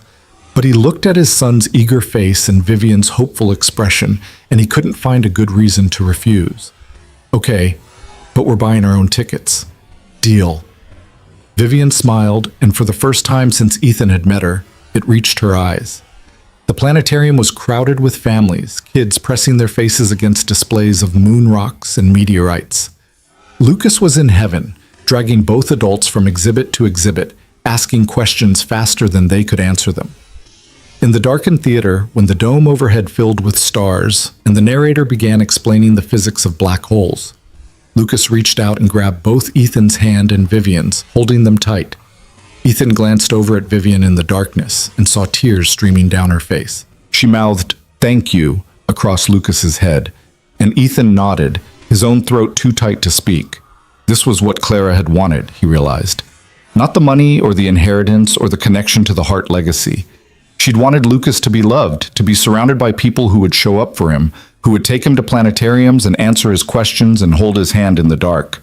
After the show, they got ice cream at a shop near the planetarium. Lucas ordered a cone with 3 scoops and rainbow sprinkles, talking non-stop about gravitational singularities and event horizons. Vivian listened with genuine interest, asking follow-up questions and admitting when she didn't understand something. "You're good with him," Ethan said quietly while Lucas was distracted by his ice cream. He makes it easy. He's so curious and open and kind. Vivian watched Lucas with undisguised affection. Clara would have loved seeing him like this. She did, for 3 years.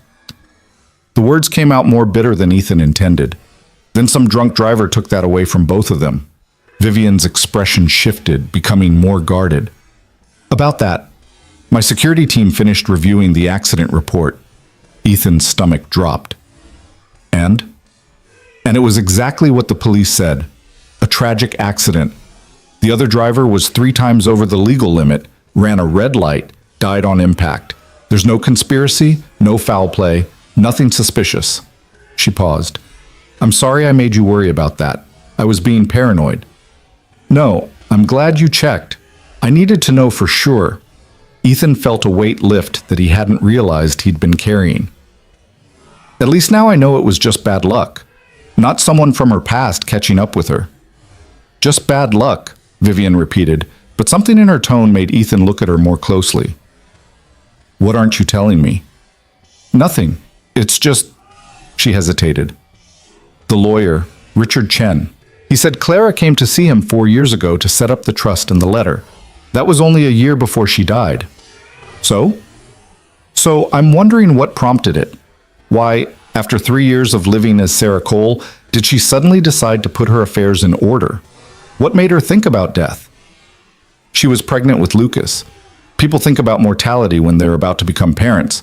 But even as Ethan said it, doubt crept in. Sarah had set up the trust when Lucas was 3, not before he was born. Maybe, Vivian didn't sound convinced. Or maybe something happened, something that made her worry her past was catching up with her. The accident report said, I know what it said, and I believe it. Vivian's voice was firm. I'm not suggesting anything sinister, Ethan. I'm just saying that Clara was scared of something 4 years ago, scared enough to plan for the worst. Lucas chose that moment to drop his ice cream cone, erupting into tears. The conversation was forgotten as they dealt with the crisis, buying a replacement cone and cleaning chocolate ice cream off his shirt. By the time they got back to the apartment, it was nearly 7, and Lucas was exhausted from the day's excitement. Can Aunt Vivian help put me to bed? He asked through a yawn. Ethan glanced at Vivian, who looked like she might cry again. If she wants to. I'd love to. They went through the bedtime routine together, pajamas, teeth brushing, the nightly negotiation over how many stories Lucas could have. Vivian read from the astronomy book she'd brought, her voice soft and soothing. Lucas was asleep before she finished the 2nd chapter. He looks so peaceful, Vivian whispered, standing over the sleeping child. So innocent. He is, and I want to keep him that way as long as possible. Ethan ushered her out of the room, leaving the door cracked, which is why we're not telling him about billions of dollars or corporate empires or any of that until he's old enough to handle it. I understand, and I agree. Vivian collected her purse, preparing to leave.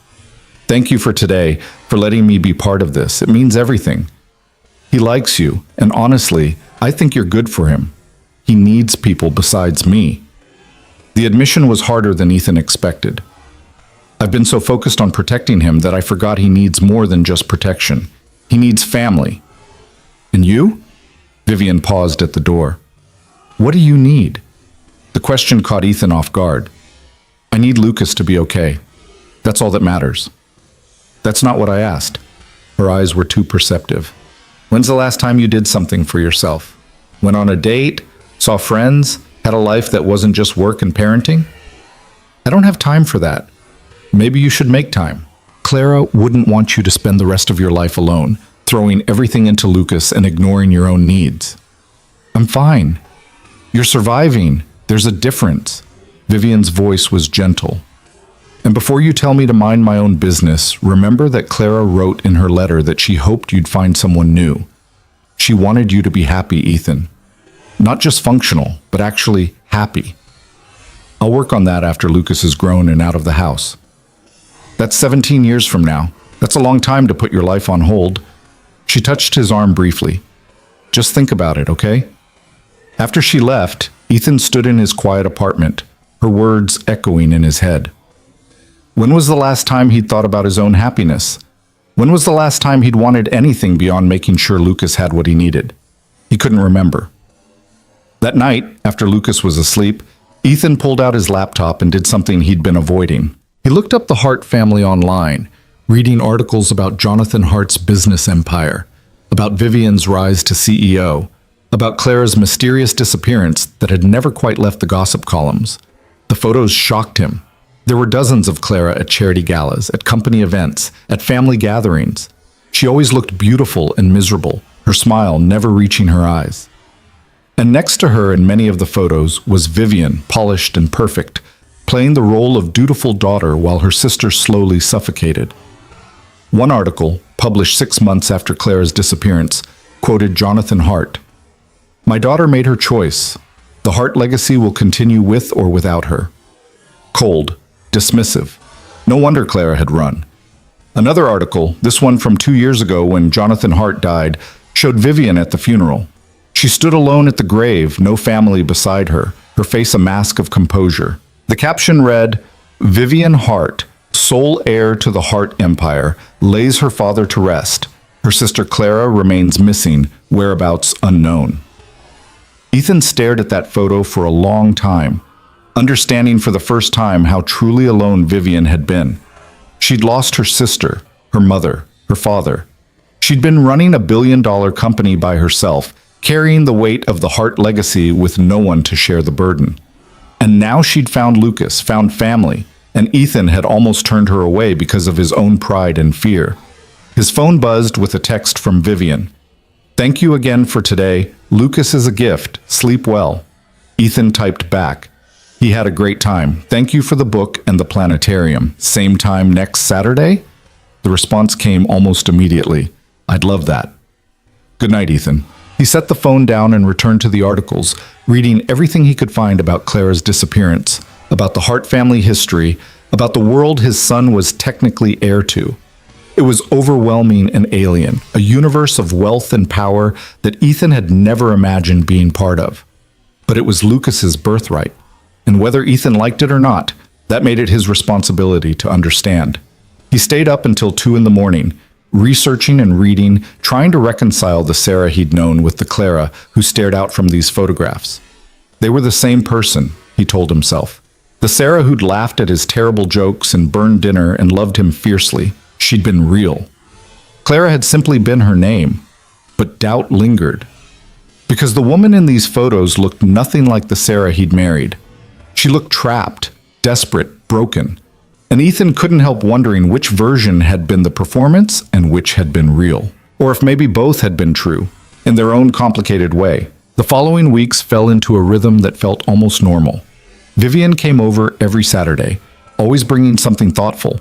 A book Lucas had mentioned wanting, tickets to a museum, once a telescope that made Ethan uncomfortable until Lucas's sheer joy at seeing the moon's craters made him swallow his objections.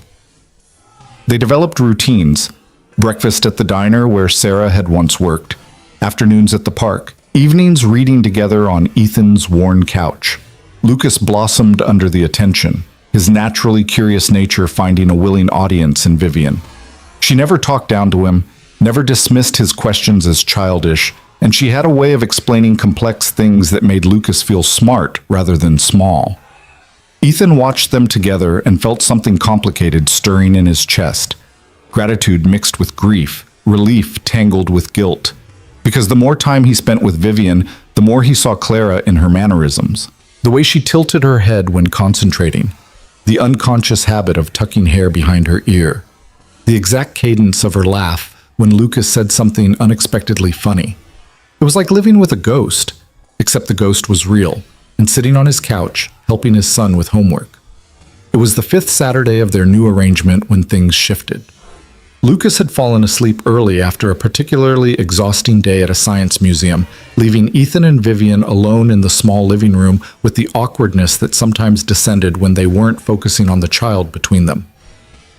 "I've been thinking about the trust fund," Ethan said, breaking the silence. "Clara's $5 million. I want to set it up for Lucas's education and future, like she intended, but I'd like your help navigating the legal side." Vivian looked surprised. "Of course, I can connect you with my financial advisors. They're very good." I also want to start putting money aside for my own income. Even if it's not much, I need Lucas to see that I'm contributing, that I'm not just living off his mother's money. Ethan, you're raising him alone while working full-time. That's contributing more than any amount of money could. Maybe, but I need to feel like I'm pulling my weight. He ran his hands through his hair, a gesture he'd started making more often lately. It's hard, accepting that Clara, had all this wealth the whole time we were struggling. Part of me is grateful she set up the trust, but part of me is angry that she let us live paycheck to paycheck when she could have made everything easier. She was protecting you. Vivian's voice was gentle. If she'd used heart money, my father could have traced it, could have found her. Your father's been dead for 5 years. She could have told me the truth after he died. Could she? Vivian leaned forward, her eyes intense. By that point, she'd been living as Sarah Cole for 8 years. The lie had become her reality. How do you suddenly tell your husband that everything he knows about you is false? Where do you even start that conversation? Ethan wanted to argue, but he couldn't, because Vivian was right. The longer Clara had maintained the deception, the harder it would have become to reveal the truth. Each passing year would have made the confession more impossible, the fear of losing everything more paralyzing. I just wish she'd trusted me, he said quietly. I would have understood. I would have kept her secret. I'm sure she knew that intellectually, but fear doesn't respond to logic. Vivian's voice carried the weight of experience. I watched Clara live in fear of our father for 22 years. That kind of terror doesn't just disappear because the threat is gone. It becomes part of who you are. They sat in silence for a moment, the shared grief for the same woman creating a strange intimacy between them. Ethan was suddenly aware of how close Vivian was sitting, how her perfume, something subtle and expensive, filled the small space between them. Can I ask you something personal? Vivian's voice was hesitant. Sure. Do you ever think about dating again? It's been 3 years since Clara died. That's a long time to be alone. The question made Ethan uncomfortable. I'm not alone. I have Lucas. That's not the same thing, and you know it. Her eyes searched his face. Don't you miss having a partner? Someone to talk to at the end of the day? Someone to share things with? I barely have time to sleep, much less date. Between work and Lucas and now these Saturday visits, my schedule's pretty full. That's an excuse, not a reason. Maybe I don't want to date. The words came out sharper than intended. Maybe I'm fine with my life the way it is. Are you? Or are you just afraid of moving on because it feels like betrayal? Ethan stood abruptly, needing space. I think we should call it a night. Vivian rose as well, her expression apologetic. I'm sorry. I shouldn't have pushed. It's none of my business. No, it's not. But even as he said it, Ethan knew he was being unfair. She'd asked a legitimate question, one he'd been avoiding asking himself. At the door, Vivian paused. For what it's worth, I understand the guilt. I haven't dated anyone seriously since Clara disappeared.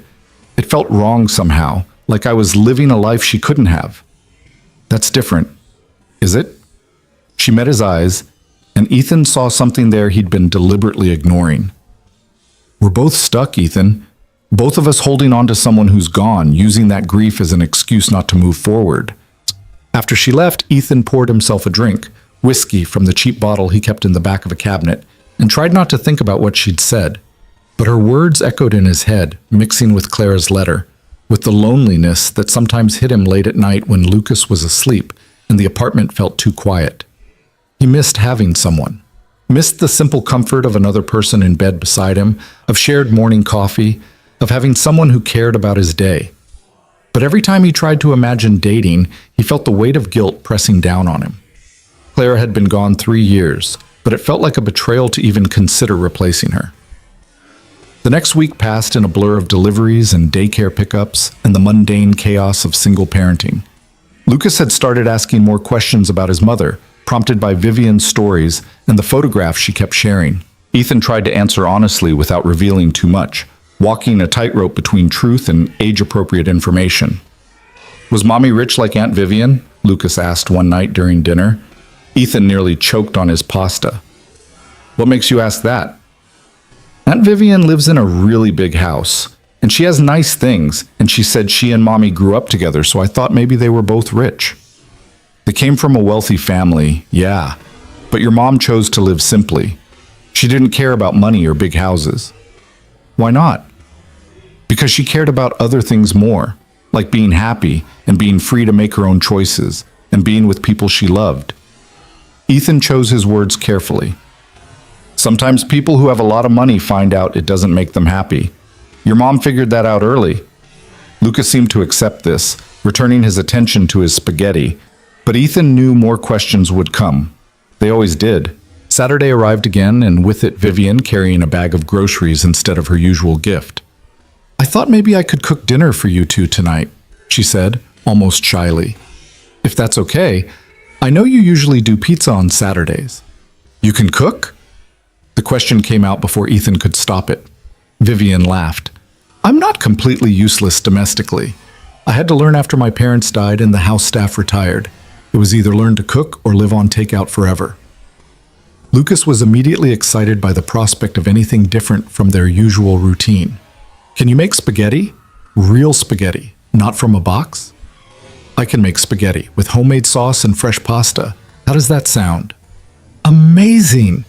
Ethan watched Vivian move around his small kitchen with surprising confidence, chopping vegetables and boiling water, occasionally asking where he kept various utensils. She dressed more casually than usual, jeans and a simple blouse, and without her usual armor of designer clothes and perfect makeup, she looked younger, more approachable.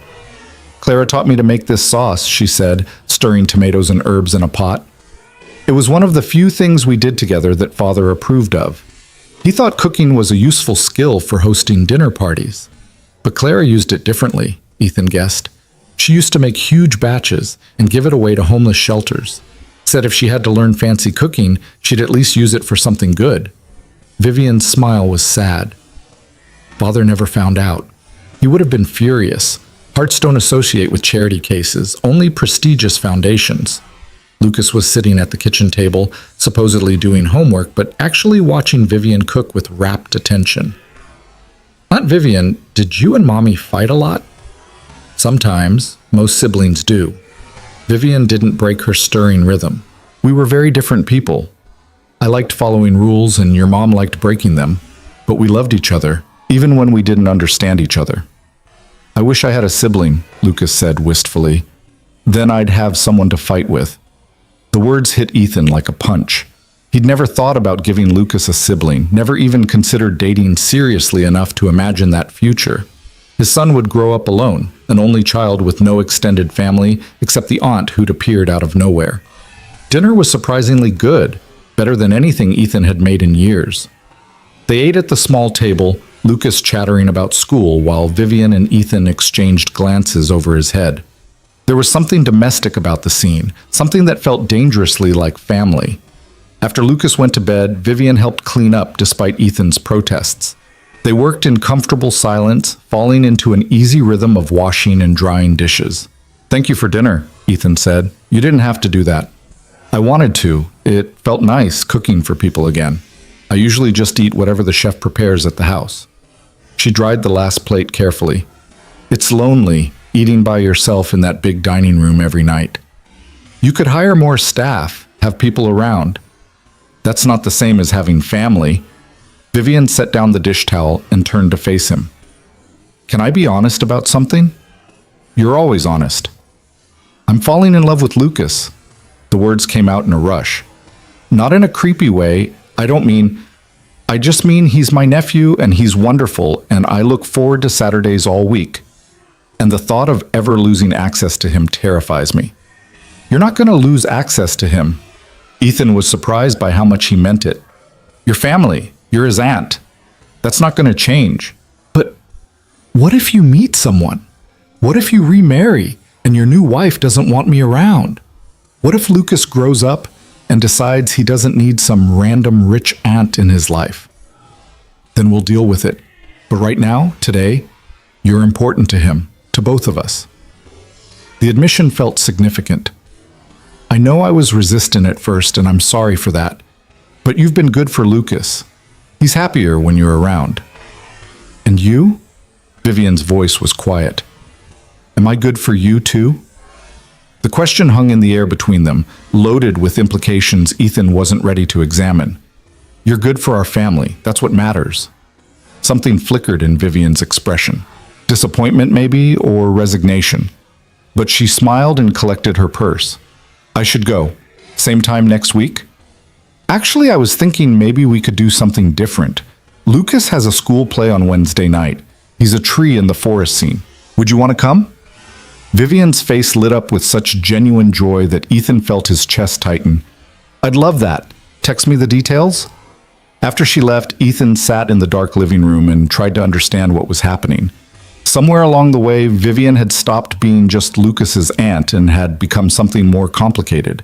A friend, maybe? Or something that could become more than friendship if he let it. But that was impossible. She was Clara's sister, his dead wife's sister. The wrongness of even thinking about Vivian in romantic terms made his skin crawl with guilt. Except it didn't, not really. And that was the most terrifying part. The school play was everything elementary school productions were supposed to be. Chaotic, adorable, and slightly too long. Lucas stood perfectly still as his tree, occasionally swaying when the narrator mentioned wind. Ethan and Vivian sat together in the audience, both recording on their phones, both applauding perhaps too enthusiastically when Lucas's scene ended. He was the best tree there, Vivian whispered. Definitely. Most realistic swaying. They grinned at each other in the darkness, and Ethan felt something shift. A warmth that had nothing to do with the stuffy auditorium, a connection that went beyond their shared love for Lucas. After the play, they took Lucas for ice cream to celebrate his theatrical debut. He was flying high on the attention, talking a mile a minute about how nervous he'd been and how the girl next to him had forgotten her lines and how Mr. Peterson, the drama teacher, had said they all did great. I'm so proud of you, Vivian said, and Lucas beamed. Will you come to my next play? In the spring? I'm going to try out for a speaking part. I wouldn't miss it for the world. Watching them together, Ethan felt the last of his resistance crumbling. Vivian wasn't trying to replace Clara or take over their lives. She was just trying to be family, to fill the lonely spaces in all their lives with connection and care. That night, after dropping Vivian at her car and getting Lucas home and settled, Ethan did something he'd been avoiding. He called his mother. Ethan, is everything okay? It's late there. His mother's voice was worried. He didn't usually call except on Sundays. Everything's fine, Mom. I just needed to talk to you about something.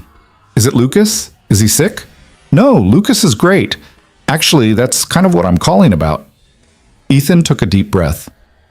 Do you remember how Sarah said she didn't have any family? Of course, poor girl, all alone in the world. She lied. She had a sister, a whole wealthy family she was hiding from. The story came pouring out, Clara's true identity, Vivian's appearance, the DNA test, the trust fund, all of it. His mother listened without interrupting, which Ethan appreciated. When he finally finished, there was a long silence. My God, she said finally, that poor child running from her own family like that. That's your reaction? Not that she lied to all of us? She did what she had to do to survive, honey. I can't fault her for that. His mother's voice was gentle. And it sounds like this Vivian woman is trying to make amends for whatever drove Clara away. She is. She's been wonderful with Lucas, with both of us. Ethan hesitated. That's actually why I'm calling. I'm feeling confused about some things. What kind of confused? The kind where I might be developing feelings for my dead wife's sister. The words came out in a rush. Which is wrong, right? That's wrong. His mother was quiet for a moment. Is she developing feelings for you too? I don't know, maybe. There are moments where it feels like there's something there, but I might be imagining it. And how does that make you feel? When you think something might be there? Guilty, like I'm betraying Sarah's memory. Ethan rubbed his eyes.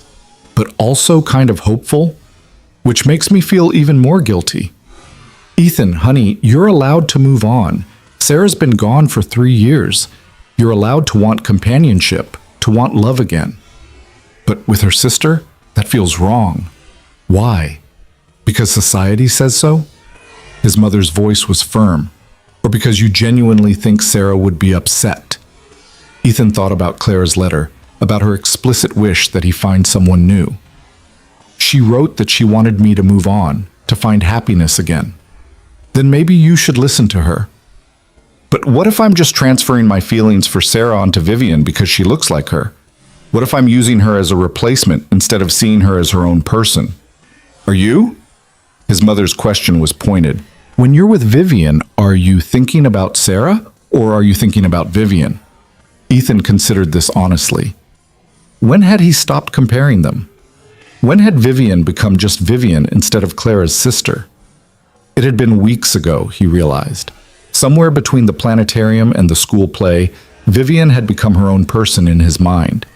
He noticed things about her that had nothing to do with Clara, the way she listened intently when people spoke, her dry sense of humor, the vulnerability she showed when she talked about her loneliness. I think about Vivian, he admitted, as herself, not as Sarah's replacement. Then maybe you have your answer. But Mom, what if it ruins everything? Well, what if we try something and it doesn't work out and then Lucas loses his aunt? What if it does work out? What if you both find something real? His mother's voice was gentle. You can't live your whole life afraid of what might go wrong, honey. Sometimes you have to take a risk. After they hung up, Ethan sat in the dark and thought about risk. He'd been playing it safe for 3 years, focusing only on Lucas, never looking ahead to a future that included more than just survival. But maybe it was time to be brave. Maybe it was time to want something for himself. The following Saturday, Vivian arrived to find Ethan acting strange. He was jumpy, distracted, kept starting sentences and not finishing them. Lucas noticed immediately. Are you okay, Daddy? You're being weird. I'm fine, buddy, just thinking about some stuff. Vivian and Lucas went to the park while Ethan stayed home, claiming he needed to catch up on chores. Really, he needed time to build up his courage for what he was planning to do. When they returned, Lucas was full of stories about the playground and how Vivian had pushed him on the swings for 20 minutes straight. Ethan made dinner while they talked, trying to act normal and mostly failing. After Lucas was in bed, Vivian lingered in the doorway like she had every week. But this time, Ethan didn't let her leave. Can we talk? His heart was pounding. About something that's not Lucas? Vivian's expression shifted from surprise to wariness. Of course. They sat on the couch, the same place they'd sat dozens of times before, but everything felt different now, charged with possibility and danger. I've been thinking about what you said a few weeks ago, about both of us being stuck. Ethan forced himself to meet her eyes. You were right. I've been using grief as an excuse not to move forward. Ethan, I shouldn't have said that. It was overstepping. No, I needed to hear it, because the truth is, I am lonely. I do miss having someone. And lately I've been thinking... He stopped, the words catching in his throat. Vivian's hand found his, her touch gentle. What have you been thinking? That maybe I've been developing feelings for you. The confession came out barely above a whisper. And I don't know if that's real, or if I'm just desperate for connection, or if I'm projecting Clara onto you because you look like her. But I think about you when you're not here. I look forward to Saturdays more than I should. And tonight, right now, all I want to do is... He didn't finish the sentence. Instead, he leaned forward, drawn by something stronger than logic or fear. Vivian met him halfway, her breath catching as the space between them disappeared. Their lips were inches apart when reality crashed down on both of them. They jerked away from each other simultaneously, Ethan standing so fast he nearly knocked over the coffee table. Vivian pressing her hands to her face in horror. Oh God, she whispered. What are we doing? I don't know. I'm sorry. I shouldn't have. No, I wanted... She cut herself off, looking stricken. This is wrong. This is so wrong. It's Clara. Ethan's voice was hollow. She's between us. She's always going to be between us. She's my sister, my dead sister. And you're her husband, her widower. Vivian was shaking. How could we even think about... I know, it's wrong. But even as Ethan said it, part of him wanted to reach for her again, to finish what they'd started, which made it even worse. Vivian grabbed her purse, her movements jerky with panic. I need to go. I need to think. I can't be here right now. Vivian, wait. I'll call you. About next Saturday. Or maybe I shouldn't come next Saturday. Maybe we need space. She was backing toward the door, her eyes wild. I'm sorry. I'm so sorry. She was gone before Ethan could respond, the door closing with a quiet click that sounded like an ending. Ethan sank onto the couch and put his head in his hands. What had he done? He'd destroyed the one good thing Lucas had found since Sarah died, ruined the fragile family they'd been building, all because he couldn't control himself for 5 more seconds. His phone stayed silent all night, all the next day. By Monday, Ethan was convinced he'd never hear from Vivian again, that she'd cut them off completely to escape the uncomfortable situation he'd created. Then Tuesday afternoon, his phone rang. I can't stop thinking about it, Vivian said without preamble. About almost kissing you. About how much I wanted to. Me too, Ethan admitted. This is impossible, right? We can't do this. It's too complicated, too wrong. Yeah, but I can't stop thinking about you. Her voice cracked. God, what kind of person does that make me? Wanting my dead sister's husband? The same kind of person I am, apparently. They sat in silence on the phone, both thinking the same thing neither wanted to say. I'm not coming this Saturday, Vivian finally said, or next Saturday. I need time to sort out my feelings, to figure out what's real and what's just grief and loneliness. Okay? The disappointment was crushing. What about Lucas? Tell him I'm traveling for work, that I'll call him when I can. Her voice wavered. I'm not abandoning him, Ethan. I just need space from you, from this situation. I understand. Do you? Because I'm not sure I do. I'm not sure I understand anything anymore. She took a shaky breath. I spent 13 years missing Clara, grieving her, and now I find out she had this whole life, this family, and I'm falling for the man she loved. How is that even happening? I don't know. Ethan's own voice was rough. But I know I can't stop it. We have to stop it. For Lucas, for Claire's memory, for our own sanity. You're right. So we agree. We take a break. We figure ourselves out. And then maybe, eventually, we can go back to just being family. Just being family, Ethan repeated, the words tasting like ash. After they hung up, Ethan sat in his empty apartment and wondered how he'd managed to fall for the one person in the world who was completely off limits. Clara's sister. Lucas's aunt. The woman who looked at him with Clara's eyes but was entirely, devastatingly herself. He'd promised to move on, to find happiness again. But he'd never imagined it would be this complicated, this painful, this impossible. The weeks that followed felt like moving through fog. Ethan went through the motions, work, daycare pickup, dinner, bedtime, but everything had a hollow quality, like he was watching his own life from a distance. Lucas kept asking about Aunt Vivian, accepting the work travel excuse at first, but growing more skeptical as the days stretched into weeks. When is she coming back? Lucas asked for the 10th time, pushing his chicken nuggets around his plate. I don't know, buddy. Her work trip is taking longer than expected. Can we call her? I want to tell her about my spelling test. I got 100%. That's great, Lucas. I'm really proud of you. Ethan avoided the question about calling. Vivian had sent a few texts checking on Lucas, but their communication had been stilted, careful, nothing like the easy friendship they'd developed. You're sad, Lucas observed with the blunt honesty of children. You've been sad since Aunt Vivian left. I'm not sad, just tired from work. You're sad the same way you were sad after Mommy died. You smile, but your eyes don't smile. The observation cut deeper than it should have. Ethan set down his fork. Sometimes grown-ups have complicated feelings, buddy. But I promise I'm okay. And I promise Aunt Vivian will come back when she can. Do you promise? Or just regular promise? Promise. But Ethan wasn't sure he believed it himself. 3 weeks had passed since that almost kiss, and the silence between them had grown heavier with each passing day. He'd started drafting texts to her a dozen times, always deleting them before hitting send. What was there to say? That he missed her? That he couldn't stop thinking about her? That the guilt was eating him alive, but the wanting wouldn't go away? On a Thursday evening, 4 weeks after their last conversation, Ethan's phone rang with Vivian's number. His heart jumped into his throat as he answered. Hi. Hi. Her voice sounded tired. How's Lucas? Missing you? He got 100% on his spelling test. That's wonderful. Tell him I'm proud of him. A pause. How are you? Surviving? You? Same.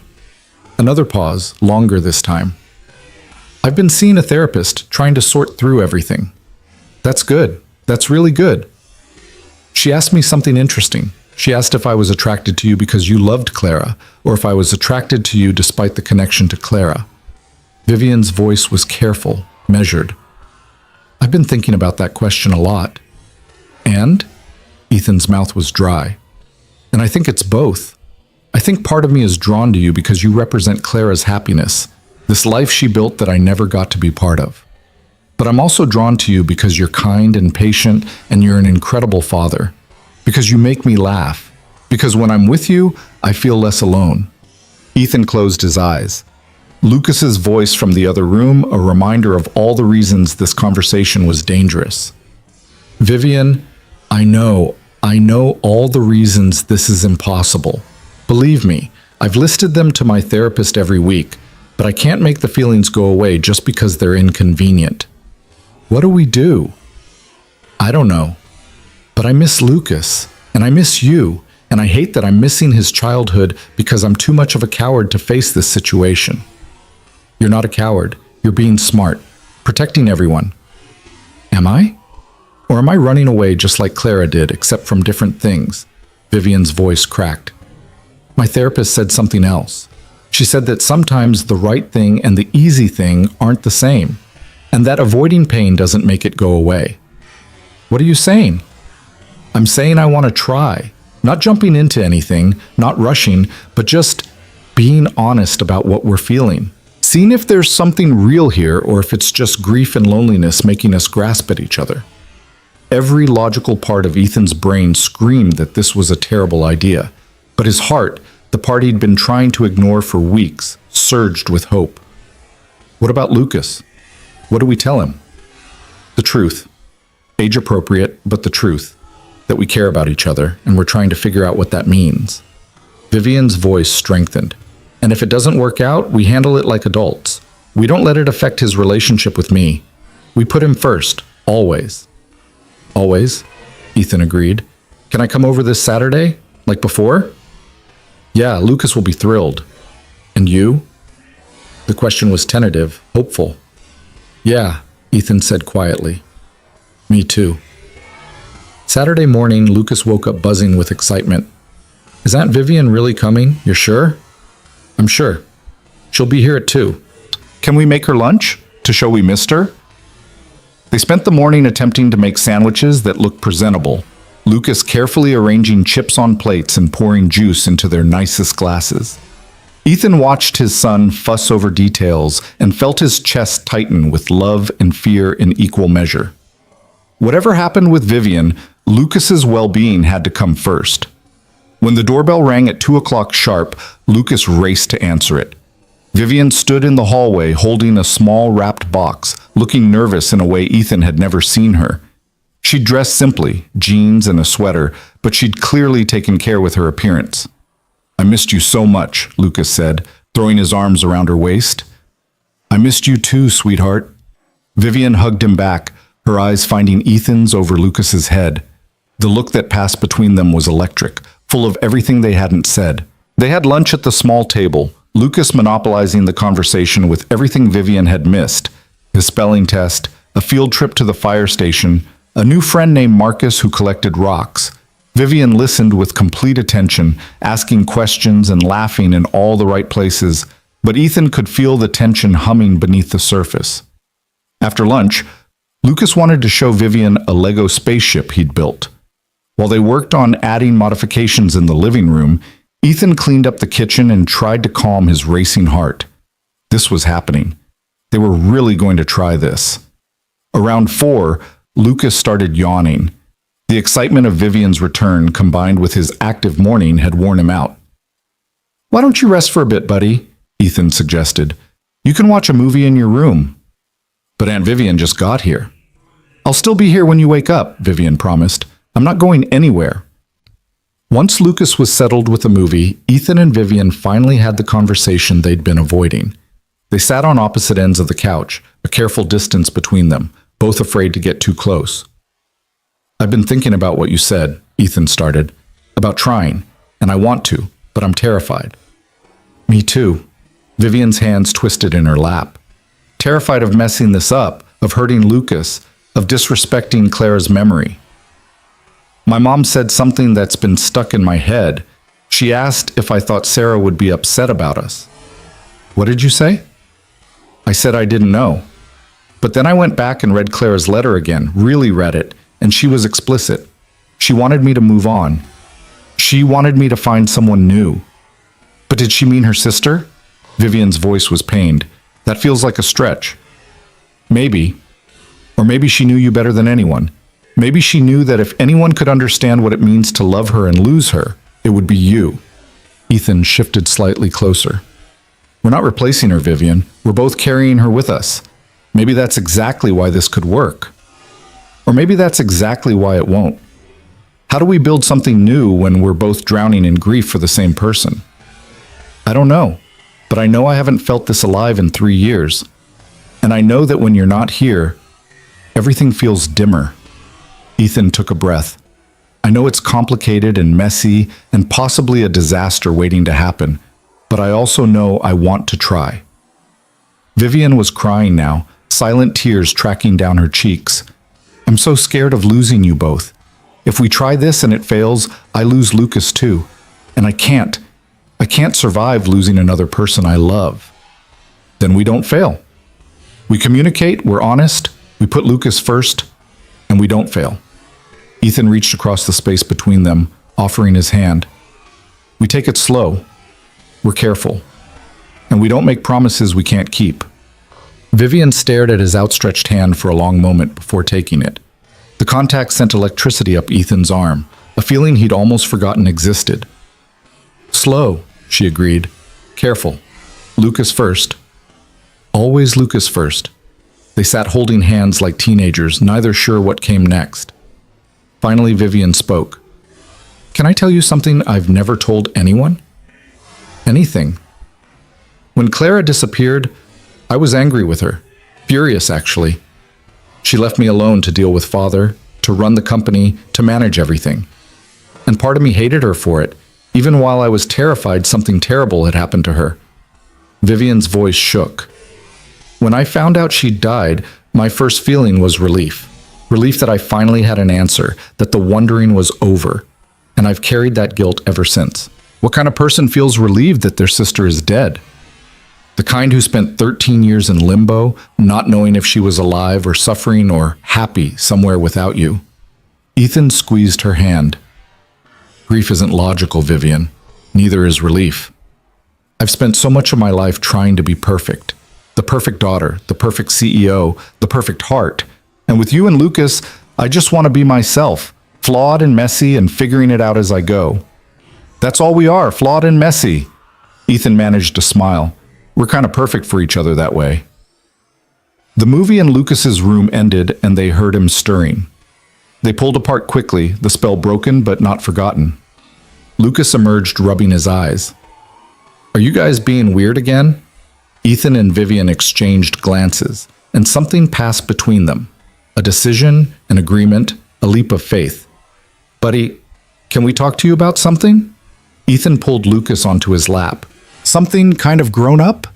Lucas's eyes went wide. Am I in trouble? No, nothing like that.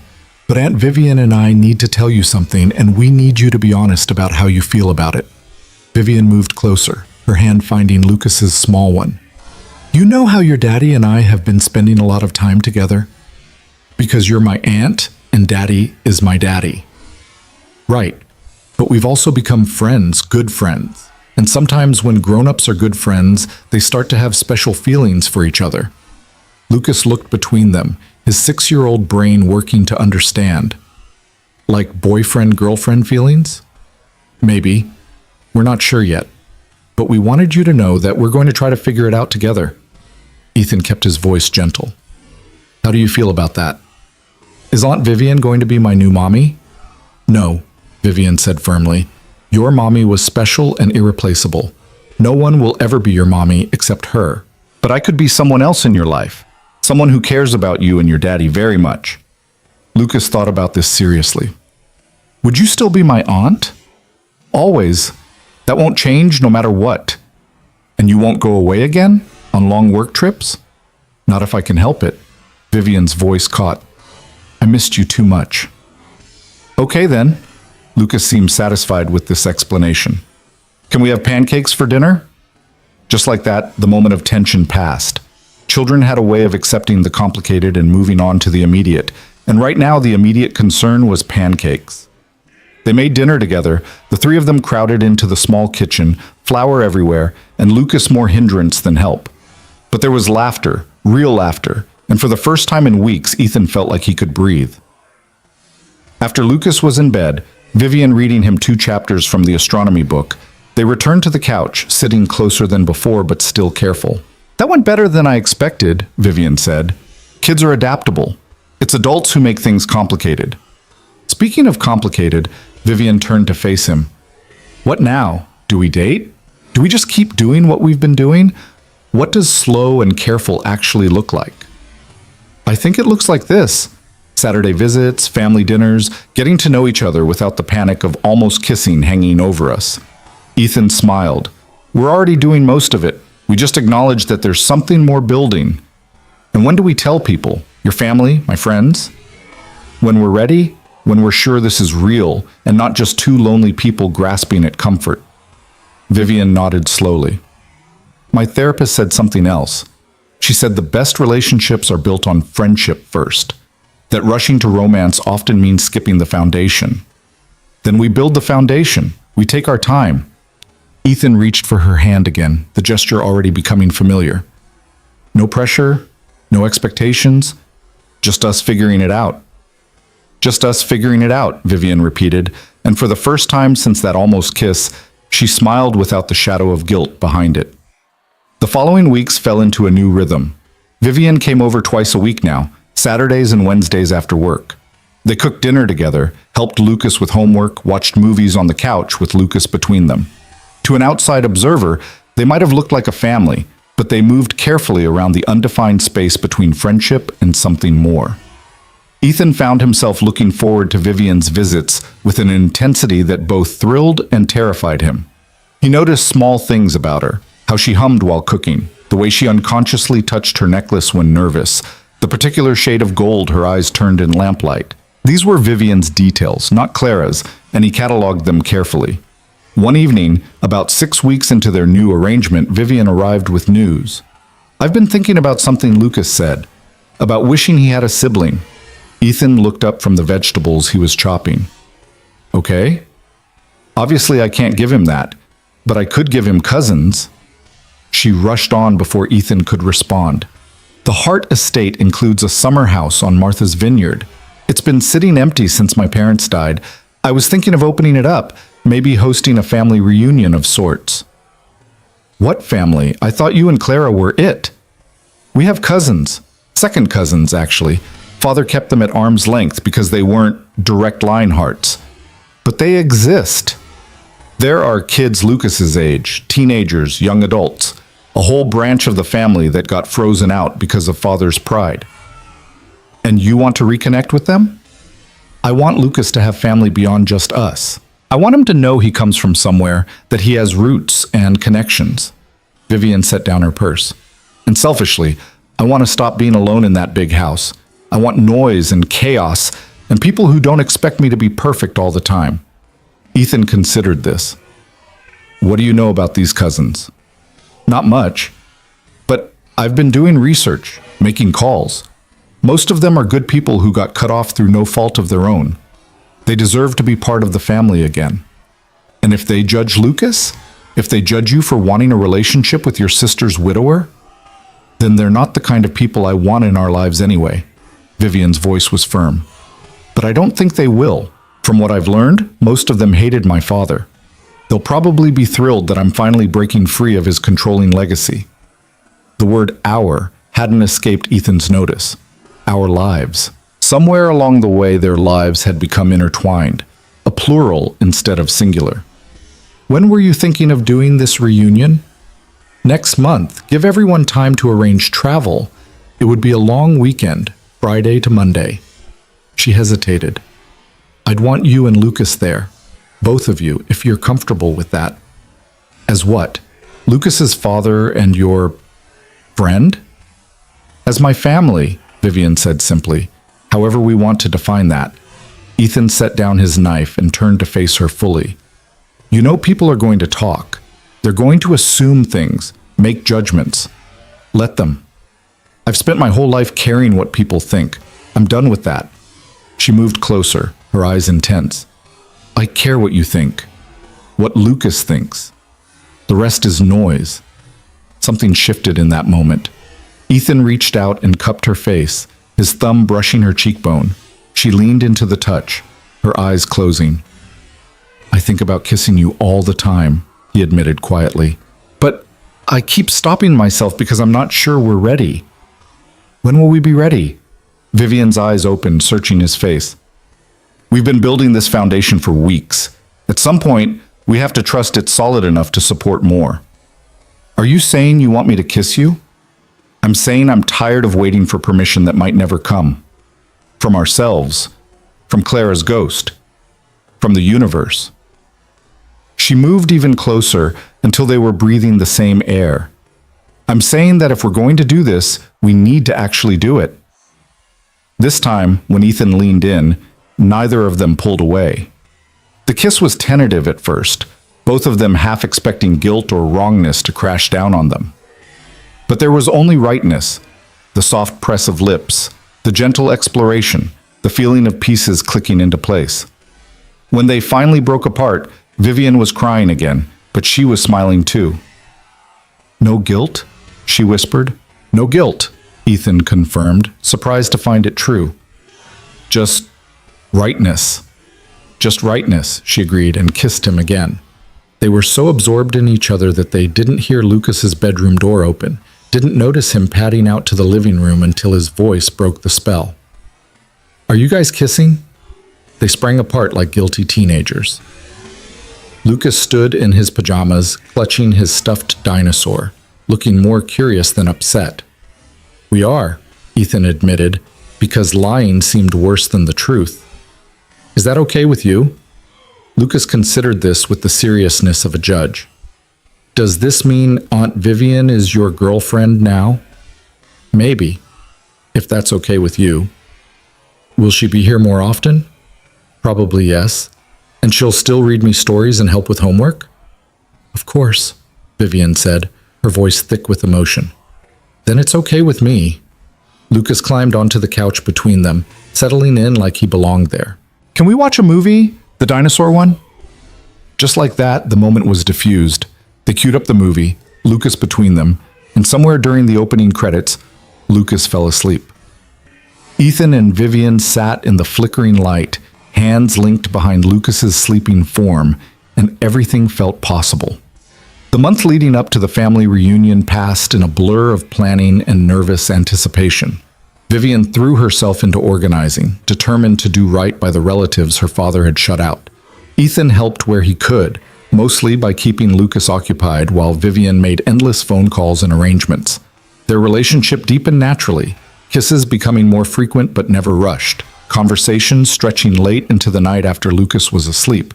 They talked about everything, their fears, their hopes, their grief for Clara that would never fully disappear but was learning to coexist with new joy. One night, 2 weeks before the reunion, Vivian brought up the safe deposit box.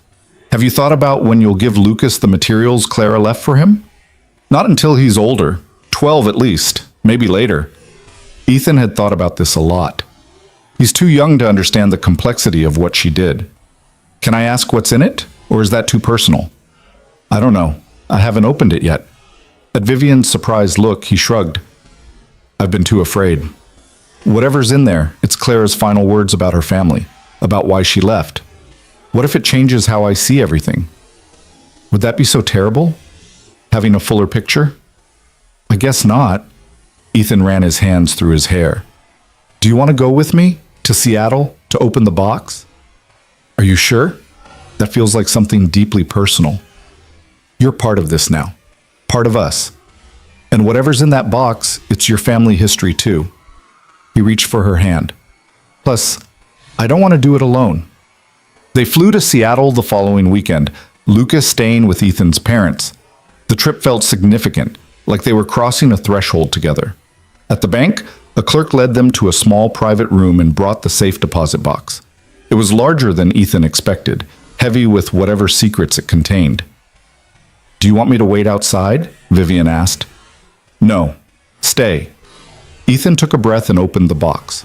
Inside were several items, a thick manila envelope, a smaller sealed letter addressed to Lucas, a USB drive, and a jewelry box.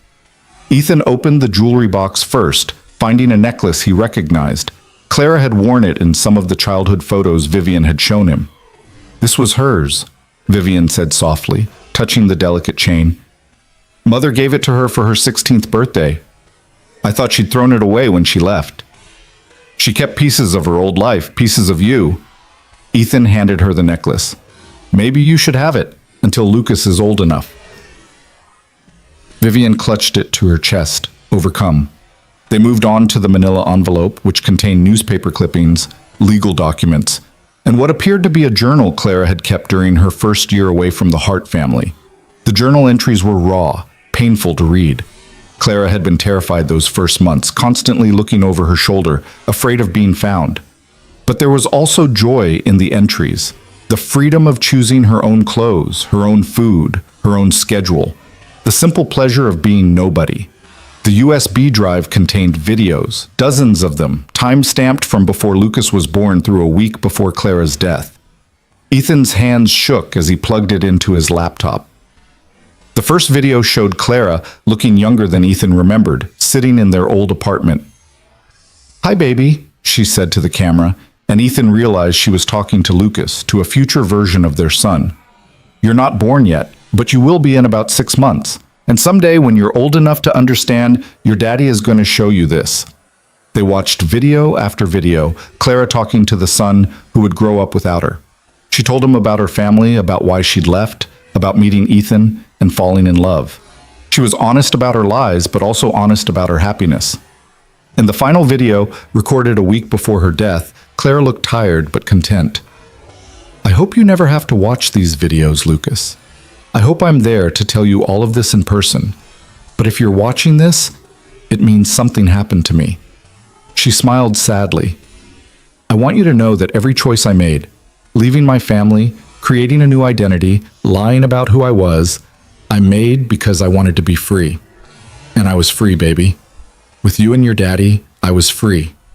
She paused, seeming to gather her thoughts. "I also want you to know about Vivian, your aunt. She tried to protect me when we were kids, and I repaid her by disappearing without a word. If she's found you, if she's in your life, please don't shut her out. She deserves to be loved, to have family. And you deserve to know the part of me that came from her." Clara leaned closer to the camera. "One more thing. If your daddy hasn't found someone new, tell him I said to stop being stubborn.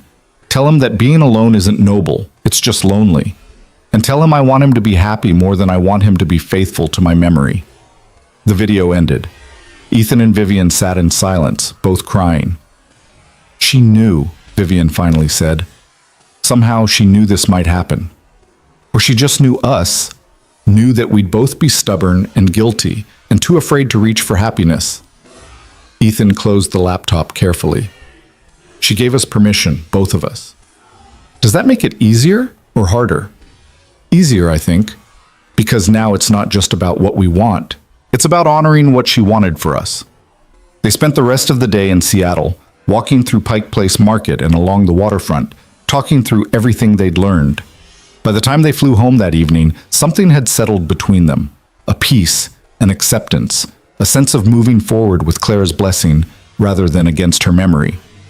The family reunion arrived with perfect late summer weather. Martha's vineyard was beautiful, the Hart summer house even more impressive than Vivian's mansion. Extended family arrived throughout Friday afternoon, cousins and second cousins and their children, people Vivian barely knew but was determined to connect with. Lucas was in heaven, suddenly surrounded by kids of various ages who were all excited to meet him. He raced around the property with a pack of children, their laughter carrying through the open windows. Ethan watched from the porch, Vivian beside him, her hand in his. They decided to be open about their relationship this weekend, to let people draw their own conclusions. "You did good," Ethan said, gesturing to the chaos of happy family members. "This is exactly what Lucas needed. It's what I needed too." Vivian leaned against him. "I spent so many years alone in that company, in that role. I forgot what it felt like to just be part of something bigger." That evening, after dinner, Vivian stood up and clinked her glass for attention. The room quieted, all eyes turning to her. "I want to thank you all for coming. I know many of you have complicated feelings about the Hart family, and you have every right to those feelings. My father was controlling and often cruel, especially to those he considered beneath him." She paused, her voice steady. "But I'm not my father, and I don't want to continue his legacy of isolation and control. I want to build something new, a family that actually feels like family." Murmurs of approval rippled through the room.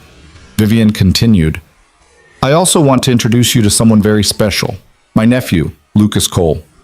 She gestured to where Lucas sat with the other kids. "Lucas is the son of my sister Clara, who many of you remember. Clara passed away 3 years ago, but she left behind this amazing little boy who deserves to know his family." More murmurs, these tinged with sympathy and curiosity. Lucas waved shyly from his seat. "And this is Ethan Cole, Lucas's father." Vivian's eyes found Ethan's across the room. "He's also someone who's become very important to me personally. We're figuring out what that means, but we wanted you all to know that we're building a life together, a family together." The room erupted in applause, some more enthusiastic than others, but mostly supportive. One of the cousins, a woman in her 40s named Margaret, raised her glass. "To new beginnings and chosen family," she toasted, "and to finally having a heart who understands that people matter more than power." They drank to that, and the evening continued with music and dancing and the kind of chaos that only happens when 3 generations of family gather under one roof. Ethan watched it all with a sense of wonder, thinking about how far they'd come from that first day when he'd stumbled into Vivian's mansion and seen Clara's portrait. Later that night, after Lucas was asleep upstairs with the other kids, Ethan and Vivian walked down to the beach. The moon was full, casting silver light across the water. "Thank you for being brave enough to do this," Ethan said. "The reunion, us, all of it. Thank you for giving me a chance, for not letting me run away when I got scared." Vivian stopped walking, turning to face him. "I love you. I know we said we'd take it slow, but I love you. And I love Lucas. And I need you to know that. I love you too." The words felt natural, right? And I think Clara would be happy, really happy. "You think so?" "I know so. Because she wanted both of us to build real lives, to find real love. And somehow we found it with each other." Ethan pulled Vivian close. "She brought us together, in a way. One last gift." They stood on the beach holding each other, the waves gentle against the shore, and everything felt complete. Not perfect. There would always be complicated moments, questions from Lucas as he got older, grief that surfaced unexpectedly, but complete in the way that mattered. The next morning, Ethan woke early and walked down to the beach alone. He needed to do something he'd been putting off, something that felt necessary before fully moving forward. He found a quiet spot and pulled out his phone, opening the photos of Clara. There were hundreds of them. Their wedding day, Lucas's birth, random snapshots of their life together. He looked through them all, really looked, letting himself remember and grieve and be grateful. "I hope you can see this," he said quietly to the waves, to the sky, to wherever Clara might be. "I hope you know that Lucas is okay. More than okay. He's thriving. And I think you'd like what Vivian and I are building. She's good for him. Good for both of us." He paused, feeling foolish talking to empty air, but needing to say it anyway. "I'm going to tell him the truth when he's ready. About who you really were, about the family you came from, about why you made the choices you made. But I'm also going to make sure he knows how much you loved him. How much you loved us both." Ethan's voice cracked. "Thank you for Lucas. Thank you for the 7 years. And thank you for Vivian, even if you didn't mean it that way." He sat there as the sun rose, feeling a weight lift that he'd been carrying for 3 years. Not the grief. That would always be there, a part of him. But the guilt. The sense that moving forward meant betraying the past. Clara had given him permission to be happy. It was time to accept that gift. When he returned to the house, Lucas was up and eating breakfast with a group of kids his age. Vivian was in the kitchen making coffee, her hair still messy from sleep. She smiled when she saw him, and Ethan's heart did that flip. It always did now when she looked at him like that. "Good walk?" she asked. "Yeah, I needed to say goodbye." At her questioning look, he explained, "To Clara. Not forever, but to the version of grief that was keeping me stuck. I'll always miss her, always love what we had, but I'm ready to love what we have too." Vivian set down her coffee and kissed him, soft and sweet. "I'm ready too." Lucas wandered into the kitchen, followed by 2 kids his age. "Daddy, Aunt Vivian, can we go swimming later, please?" "Sure, buddy." And Marcus asked if you're getting married. "Are you?" Ethan and Vivian exchanged glances, both trying not to laugh at the blunt question. "We haven't talked about that yet," Vivian said. "Would it bother you if we did?" "No, but if you get married, does that mean we'd move to the big house?" Lucas looked torn between excitement and concern. "Because I like our apartment. It's small, but it's home." "We'd figure it out together," Ethan promised. "All 3 of us. Because we're a family now, and families make big decisions together." "Okay, can I have more pancakes?" Crisis averted, Lucas returned to his breakfast. Ethan and Vivian stood in the kitchen, hands linked, watching the chaos of their extended family fill the house with noise and life. "So," Vivian said quietly, "marriage. Is that something you'd want? Eventually?" "Eventually, yeah. When the time is right." Ethan squeezed her hand. "You?" "Eventually sounds perfect." They didn't need to rush. They had time now, time to build, time to grow, time to create something that honored the past while embracing the future. Clara had given them all that, with her careful planning, her hidden accounts, her videos for Lucas. She'd given them each other. That afternoon, as promised, they all went swimming. Lucas splashed in the waves with his newfound cousins while Ethan and Vivian watched from the shore, their feet in the water. "Daddy! Aunt Vivian! Watch this!" Lucas called, preparing to jump a wave.